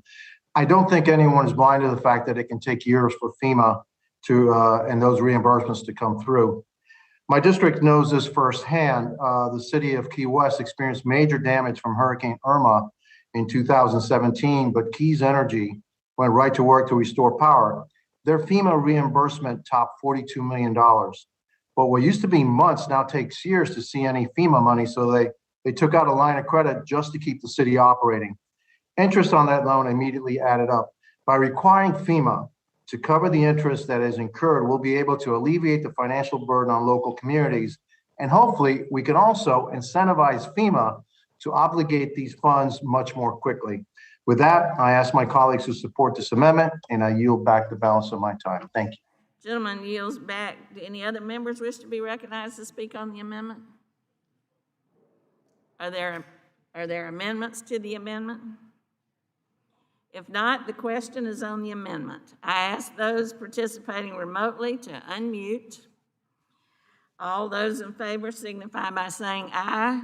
Aye. Aye. Aye. Those opposed say no. I'm trying to help you out here, Mr. Graves. Voted against it, against Graves' amendment. According to the chair, the ayes have it. The amendment is agreed to. The next amendment is Mr. Graves, number 164. The clerk will designate the amendment. Amendment to H.R. 5689, offered by Mr. Graves, Louisiana, number 164. Without objection, the amendment will be considered as read. I now recognize Mr. Graves of Louisiana to speak on his amendment for 5 minutes. Thank you, Madam Chair. This is number 164. Madam Chair, in the Disaster Recovery Reform Act, we added a provision to it that said that hazard mitigation grant program funds can be used to fund a portion of authorized Corps of Engineer projects. As you well know, the process for going through the studying, the chief's report, the authorization of a Corps of Engineer project is the most tortured process in the federal government. There's economic analysis, there's environmental analysis, there are technical feasibility assessments that are done. I'll say it again, the most tortured projects in the federal government, most tortured project development and delivery process. These projects have to meet positive cost to benefit ratio, have to ensure appropriate environmental standards, and obviously technical feasibility. Yet for years, in fact for decades, rather than allowing communities to use their hazard mitigation grant program funds to help fund Corps projects that were unfunded, if that was the highest priority in the community, we had a prohibition in place. Thankfully, in 2018, we did fix that problem on a bipartisan basis. In that same bill, we helped create the BRIC program. This underlying bill takes the law from 6% of previous year disaster funds and increases it to 15% of previous year disaster funds to make those grants available for pre-disaster mitigation, previously referred to it as PDM funds. What this bill would do, or what this amendment would do, it simply applies the same fix we did to the Hazard Mitigation Grant Program to the BRIC program. The reason that's important, Madam Chair, this committee has jurisdiction over the Corps of Engineers. As you all know, there are some estimates that indicate we have up to $100 billion in Corps backlog projects that are authorized by this committee but unfunded. Why would we allow for an impediment or the inability of communities to use these funds to draw down the backlog of Corps projects, but most importantly, to make investments in the best projects in their community to improve resiliency? So this is parity with what we've done with Hazard Mitigation Grant Program. I think it's complementary to this bill. It's complementary to the mission of this committee, and it's complementary to the best use of taxpayer funds by ensuring that they're going to get a return on investment, not as the current Hazard Mitigation Grant Programs, and in some cases, pre-disaster mitigation allows, where somebody like Congressman Davis with zero expertise could just sketch or even Mr. Perry, could sketch on the back of an envelope a bad idea, submit it, and get the thing funded and move forward. So, Madam Chair, seriously, this is a good amendment. I think it's common sense, and I want to thank Congressman Sears of New Jersey for working with us and co-sponsoring this amendment. And again, thank Aaron, Kathy, Logan, and Maggie for helping to work with us on this. I urge adoption of the amendment. Yield back. Thank you, Mr. Graves. I rise in support of this amendment you've offered and also your comments made in support of it. Similar to an amendment that was included in the Disaster Recovery Act of 2018, as you so noted, this amendment would allow for certain FEMA mitigation assistance to be applied towards construction costs of already authorized Army Corps projects, just so long as those projects would otherwise be eligible for pre-disaster mitigation assistance. I thank the gentleman for his amendment. I look forward to supporting it, and I urge my colleagues to do so as well. Do any other members wish to be recognized to speak on the amendment? Mr. Perry, I recognize you for 5 minutes. Well, thank you, Madam Chair. I was inclined to support the amendment until I heard Mr. Graves' comments, and that because they were so personally offensive, I just think I have to reconsider at least my position on it. I yield back. Any other members wish to speak on the amendment? Are there any amendments to the amendment? If not, the question is on the amendment. I ask those participating remotely to unmute. All those in favor signify by saying aye. Aye. Those opposed say no. Is it a rule or? It's a bill. The ayes have it. The amendment is agreed to. Now, we have just learned that the committee will stand in recess because we'll have to go and vote, and we'll reconvene after the conclusion of the last vote on the floor. Thank you very much. Do I have to? Okay.